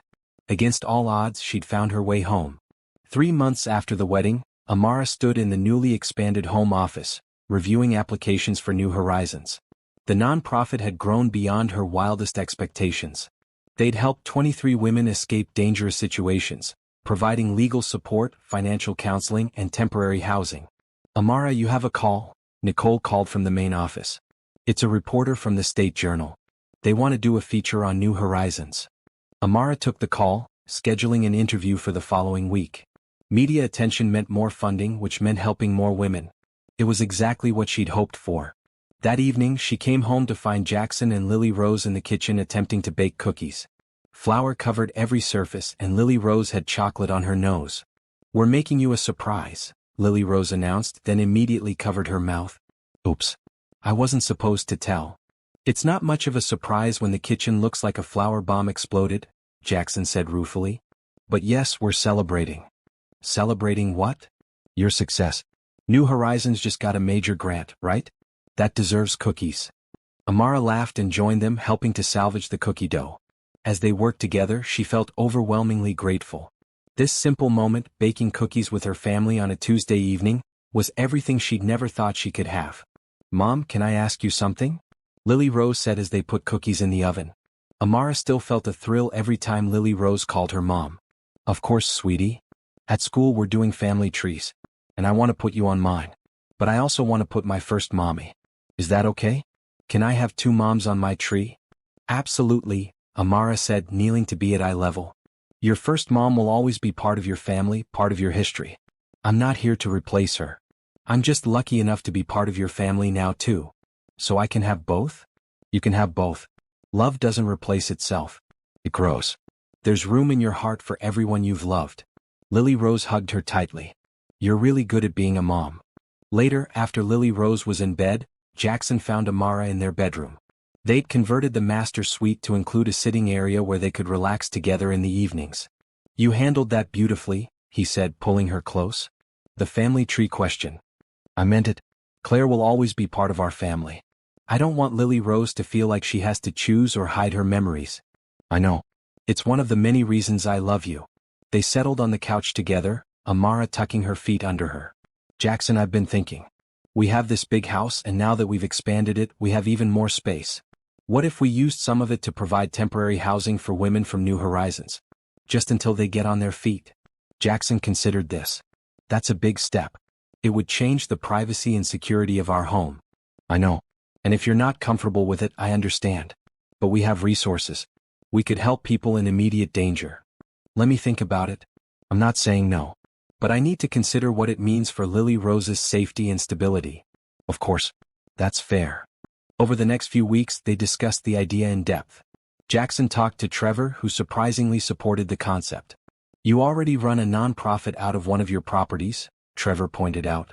This is just an extension of that mission. They decided to convert the detached garage apartment, where Mrs. Chen had her space, into a more substantial two-bedroom unit. Mrs. Chen agreed to move into one of the expanded rooms in the main house, and they renovated the garage space to provide temporary housing for up to 2 families at a time. We'll have clear rules, Jackson insisted. Security protocols, vetting processes, time limits. I want to help, but I also want to protect our family. Agreed completely. The renovation took 2 months. During that time, New Horizons continued to grow. The media feature brought in donations and volunteer applications. They hired 2 more counselors and expanded their legal aid program. Amara reconnected with Margaret, the literacy program director she'd met at the gala. They began collaborating, with New Horizons clients attending literacy classes and Margaret students learning about financial literacy and legal rights. In August, they hosted their first 2 families in the renovated apartment. Single mothers, both escaping financial coercion similar to what Amara had experienced. Lily Rose was thrilled to have other children to play with, though they maintained careful boundaries about privacy and family space. This is good, Jackson said one evening, watching the children play in the garden. Scary but good. We're making a real difference. Because you were willing to take a risk. Not everyone would open their home like this. I learned from the best, he said, kissing her forehead. You took a risk getting into that crate. Sometimes risks lead to beautiful things. As fall approached, Amara finished her MBA. The graduation ceremony was small but meaningful. Jackson, Lily Rose, Nicole, and Mrs. Chen all attended, cheering loudly when her name was called. What's next? Jackson asked at the celebration dinner afterward. You've accomplished so much already. I want to expand New Horizons to other cities. Maybe franchise the model or create a network of similar organizations. There are women everywhere who need this kind of support. That's ambitious. I learned ambition from my husband, she teased. The man who built a tech company from his college dorm room. Fair point. That night, lying in bed, Amara reflected on her journey. It had been 8 months since she'd arrived in that crate, terrified and desperate. In that time, she'd gained a family, started a nonprofit, completed her degree, and found purpose in helping others. What are you thinking about? Jackson asked, his arm around her. How much life can change. How one desperate decision led to everything I have now. No regrets. Not a single one. You. Only that we didn't take more honeymoon time. A weekend wasn't nearly enough. We can fix that. Maybe during Lily Rose's winter break, we take a real vacation. The 3 of us. I'd like that. They planned a trip to Disney World for December, Lily Rose's dream destination. She was beside herself with excitement when they told her, already making lists of rides she wanted to try. New Horizons continued to thrive. By October, they'd helped 37 women and their children. Some moved on to independent living. Others needed longer-term support. But all of them found resources, legal help, and community. Amara was invited to speak at a national conference on domestic and financial abuse. Her story, combined with New Horizons' success, made her a sought-after speaker. She traveled to 3 different cities that fall, sharing her experience and encouraging others to start similar programs. You're becoming famous, Jackson teased after one particularly well-received speech. My wife, the advocate. I'm not famous. I'm just loud about something important. Same thing, really. One evening in November, Amara received an unexpected call. Hello, is this Amara Montgomery? Yes, speaking. This is Susan Barnes from the Governor's Task Force on Family Justice. We'd like to invite you to join our advisory committee. Your work with New Horizons has caught the Governor's attention, and we believe your perspective would be valuable in shaping policy. Amara was stunned. Yes. I'd be honored. She told Jackson the news that night. He swept her up in a hug, spinning her around. This is huge. Do you realize what this means? You'll be helping create statewide policy. Laws that protect people. It's overwhelming. You can handle it. Look at everything you've already accomplished. The advisory committee met monthly, and Amara threw herself into the work. She collaborated with lawyers, social workers, and other advocates to draft legislation protecting people from financial coercion and forced marriages. It was challenging, complex work that required her to learn about legal and political processes. But it was also incredibly fulfilling. By December, their vacation arrived. Disney World was everything they'd hoped for. Lily Rose's joy was contagious as she met her favorite characters, rode roller coasters, and ate too much cotton candy. Amara and Jackson enjoyed seeing the park through her eyes, everything magical and new. On their last evening, after Lily Rose had fallen asleep exhausted in the hotel room, Jackson and Amara sat on the balcony overlooking the lights. This has been perfect, Amara said. Exactly what we needed. We should make it a tradition. Annual family vacation, just the three of us. I'd like that. Jackson was quiet for a moment. Amara, I want to ask you something. And again, you can say no or say it's too soon. Her heart sped up. Okay. How would you feel about expanding our family? Having a baby? Amara turned to look at him, surprised. Really? You want another child? I do. If you do. I love being a dad. And watching you with Lily Rose, seeing what an incredible mother you are. I'd love to have a baby with you. But only if that's something you want. Amara thought about it. She'd always wanted children someday, but she'd been so focused on survival and then on rebuilding that she hadn't let herself consider the possibility. But now, with her life stable and settled, the idea appealed to her. Yes, she said softly. I'd love to have a baby with you. His smile was brilliant. Really? Really? Maybe we wait until spring? Give me time to transition some of my New Horizons responsibilities to Nicole, make sure everything's stable.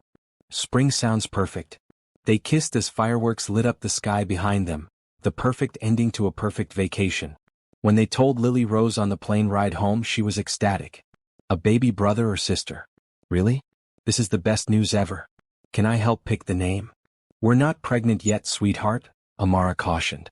We're just talking about maybe trying for a baby. You'll be pregnant soon. I can feel it. And I'm going to be the best big sister ever. Back home, life returned to normal. The holidays approached, and Amara threw herself into making them special. It would be their first Christmas as a married family, and she wanted it to be memorable.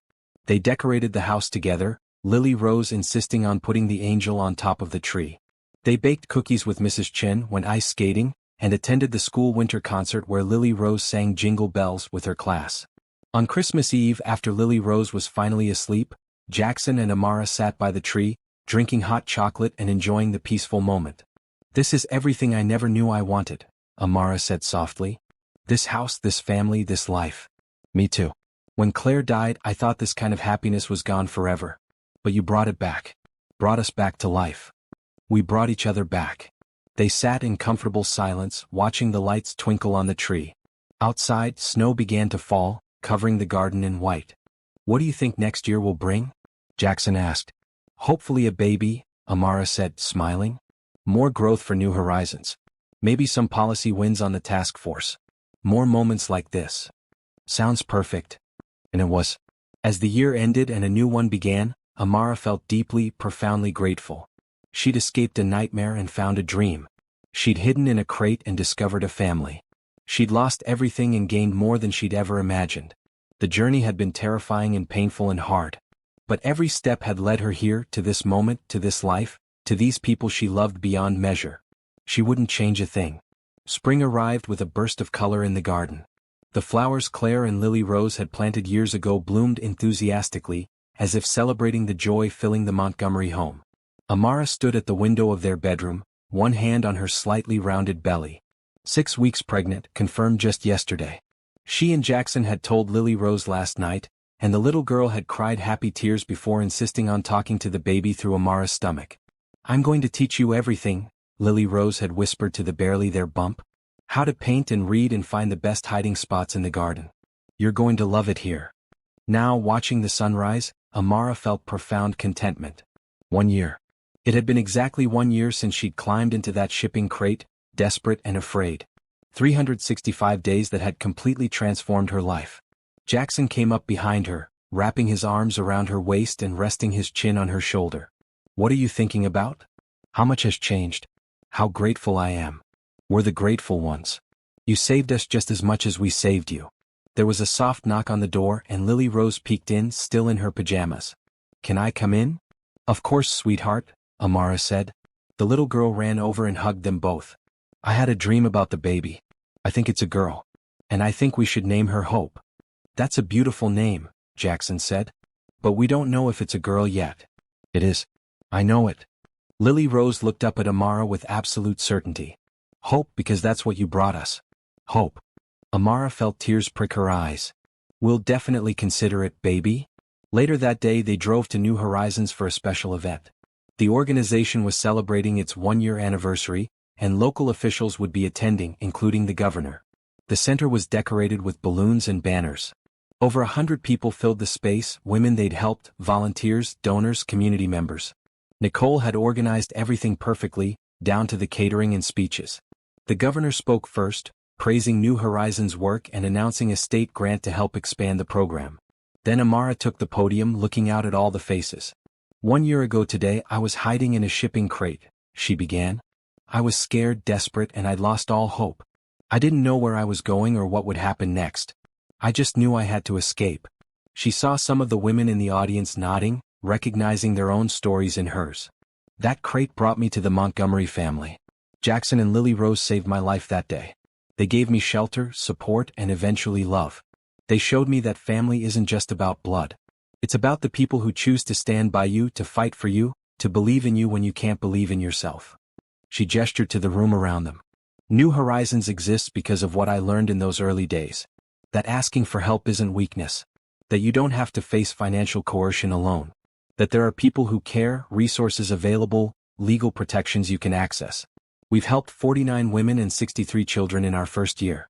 That's 49 stories of courage, of survival, of rebuilding. The room erupted in applause. Amara waited for it to quiet before continuing. But we're not done. This year we're expanding to 3 more cities. We're launching an online resource center so women anywhere can access information. We're working with the governor's task force to strengthen laws protecting people from financial coercion. And we're here every day ready to help the next person who walks through our doors. She looked at Jackson and Lily Rose standing at the side of the room. I want to thank my family for their unwavering support. My husband Jackson, who took a risk on a stranger in a crate and changed both our lives. My daughter Lily Rose, who declared me a gift from God and loved me from day one. And my parents, Thomas and Jennifer Johnson, whose values and legacy guide everything I do. As she stepped down from the podium, the room gave her a standing ovation. Women she'd helped came forward to hug her, to thank her, to tell her about their new jobs, their new apartments, their new lives. One woman, Maria, pulled Amara aside. I came here 3 months ago with nothing. Just me and my 2 kids, running from my ex-husband who controlled all our money. You helped me get a restraining order, taught me about financial independence, connected me with resources. Today I start my new job as a bank teller. I have my own apartment. My kids are thriving. You saved us. You saved yourself, Amara corrected gently. You made the choice to leave, to fight for your children, to rebuild. I just provided some tools. Tools I couldn't have found alone. Thank you. As the event wound down, Trevor approached Amara. Over the past year, he'd gone from skeptical to supportive, even joining New Horizons advisory board. You've done something remarkable here, he said. Jackson's lucky to have you. We all are. Thank you, Trevor. That means a lot. I wanted you to know, I'm setting up a foundation to provide ongoing funding for New Horizons. Anonymous donation, substantial enough to ensure long-term stability.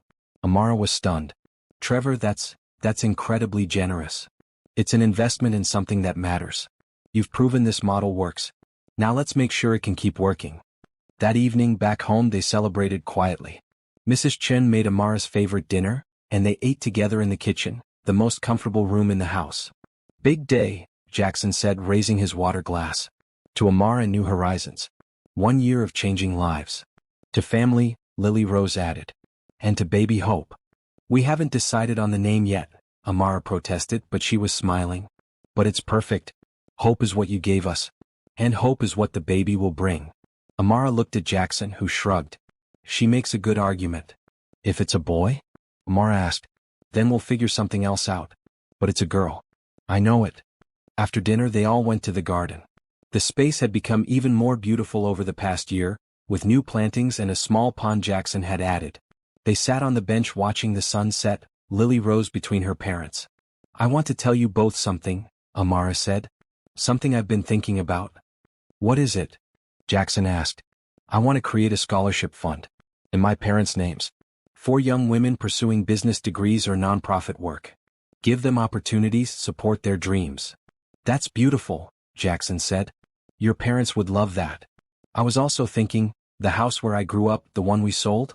A family is living there now with 3 kids. I drove by last week and saw them playing in the yard. My mom always said that house was meant to be full of laughter and children. I'm glad it is again. You've made peace with losing it? I haven't lost it. The memories are still mine. And now that house is making new memories for another family. That feels right. They sat in comfortable silence, watching stars appear in the darkening sky. Lily Rose eventually fell asleep, her head on Amara's shoulder. Jackson carefully carried her inside and put her to bed.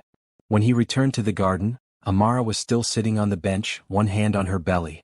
Jackson sat beside her and took her other hand. Do you ever think about that day? He asked.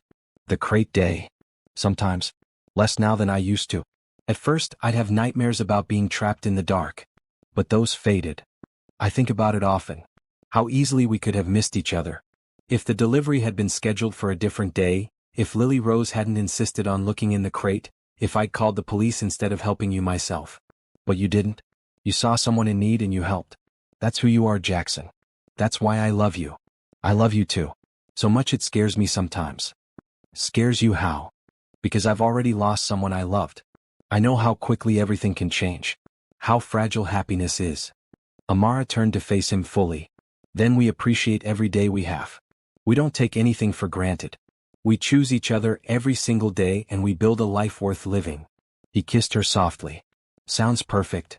As the weeks passed, Amara's pregnancy progressed normally. She continued working at New Horizons, though at a reduced pace. Nicole took on more leadership responsibilities, proving herself more than capable. The task force work continued, and in May, they successfully passed legislation strengthening protections against financial coercion and forced marriages. The law, informally called Amara's Law by the media, would help countless people. How does it feel? Jackson asked the night the bill passed. Having a law named after you? Surreal. But good. Like my parents' deaths and my own struggles, led to something meaningful. Like it wasn't all for nothing. Summer arrived with heat and humidity. Amara, now 6 months pregnant, spent most of her time in air conditioning. Lily Rose was devoted to the baby, talking to Amara's belly constantly and reading stories to her future sibling. I can't wait to meet you, Lily Rose would say, her small hand on Amara's stomach. I'm going to be the best big sister. I'll protect you always. In August they had a small baby shower. Friends from New Horizons, neighbors, family. Margaret from the literacy program brought books. Trevor brought practical gifts like diapers and wipes. Nicole gave them a beautiful handmade quilt. I made it myself, Nicole said shyly. Took me 3 months. But I wanted the baby to have something special. Amara hugged her cousin tightly. It's perfect. Thank you for everything. For being brave enough to help me, for standing by me, for being part of this journey. You changed my life too, Nicole said. Gave me purpose and showed me I could stand up for what's right. As September approached, Amara went into nesting mode. She and Jackson set up the nursery in the room next to Lily Rose's, painting it a soft yellow with white trim. They assembled the crib, stocked shelves with tiny clothes, and hung the mobile Jackson's mother had sent. It's really happening, Amara said, standing in the finished nursery. We're going to have a baby. Terrifying, right? The best kind of terrifying. Labor started on a Monday morning in early October. Amara woke to contractions and gently shook Jackson awake. It's time. He shot up, immediately alert. Time? Like time? Like time. Call Mrs. Chin to stay with Lily Rose and get the hospital bag. 3 hours later they were in the delivery room. It was long and painful and exhausting, but Jackson stayed by her side the entire time, holding her hand, encouraging her, reminding her to breathe. You can do this, he kept saying. You're the strongest person I know. Finally, at 4:47 p.m., their daughter was born. 7 pounds, 3 ounces with dark hair and Jackson's eyes. She screamed lustily, announcing her arrival to the world. "She's perfect," Amara sobbed, holding their daughter for the first time. "Absolutely perfect." "What's her name?" the nurse asked. Amara looked at Jackson and they both smiled. "Hope," they said together. "Hope Jennifer Montgomery." "Hope for what she represents," Jackson explained. "And Jennifer for Amara's mother." When they brought Hope home 2 days later, Lily Rose was waiting at the door, practically vibrating with excitement. "Can I hold her? Please?" They settled on the couch, carefully placing Hope in Lily Rose's arms with plenty of support. The 7-year-old looked down at her baby sister with pure wonder. "I hope. I'm your big sister Lily Rose. I've been waiting forever to meet you. I'm going to teach you so many things. And I'm going to protect you always. Just like Mom protected me and Dad protected both of us. We're a family and families love each other forever." Amara felt tears stream down her face. This moment, this perfect, beautiful moment, was everything. Her daughter holding her new baby sister. Her husband beside her, his arm around her shoulders. Their family complete and whole and full of love. That night, after Hope was fed and sleeping in her bassinet, Jackson and Amara lay in bed exhausted but happy. "1 year ago, I was pregnant and we were planning for this moment," Amara said. "And now she's here. Our daughter. Hope." "2 daughters," Jackson corrected. "Don't forget Lily Rose." "Never. She'll always be my first daughter, no matter what biology says." "You're an amazing mother, Amara. To both of them. You're an amazing father. And husband. And person." They lay in comfortable silence, listening to Hope's soft breathing from the bassinet. Finally, Jackson spoke. "Thank you for getting in that crate." Amara laughed softly. "That's probably the strangest thank you I've ever received. I'm serious. If you hadn't been brave enough to hide in that crate, we never would have met. Lily Rose and I would still be going through the motions, existing but not really living. You brought us back to life, Amara. You brought Hope back to this house. Our daughter's name is perfect because that's exactly what you are. Hope. You brought Hope back to me too. And love. And family. And purpose. So we saved each other. We did. And now we get to raise these beautiful girls together, build this life together, face whatever comes together. Forever," Jackson promised. "Forever," Amara agreed. As she drifted off to sleep, exhausted from labor and overwhelmed with love, Amara thought about her journey. From desperate young woman hiding in a crate, to wife and mother with a family and purpose. From victim to advocate. From broken to whole. The path had been terrifying. But every hard moment had led her here, to this perfect life she never could have imagined. She'd lost her parents, faced betrayal and coercion, experienced fear and desperation. But she'd also found love. Real, true, lasting love with a man who saw her, valued her, cherished her. She'd found a daughter who accepted her immediately and loved her unconditionally. She'd found purpose in helping others escape situations like hers. And now she had a new daughter, a tiny perfect human to raise and love and guide.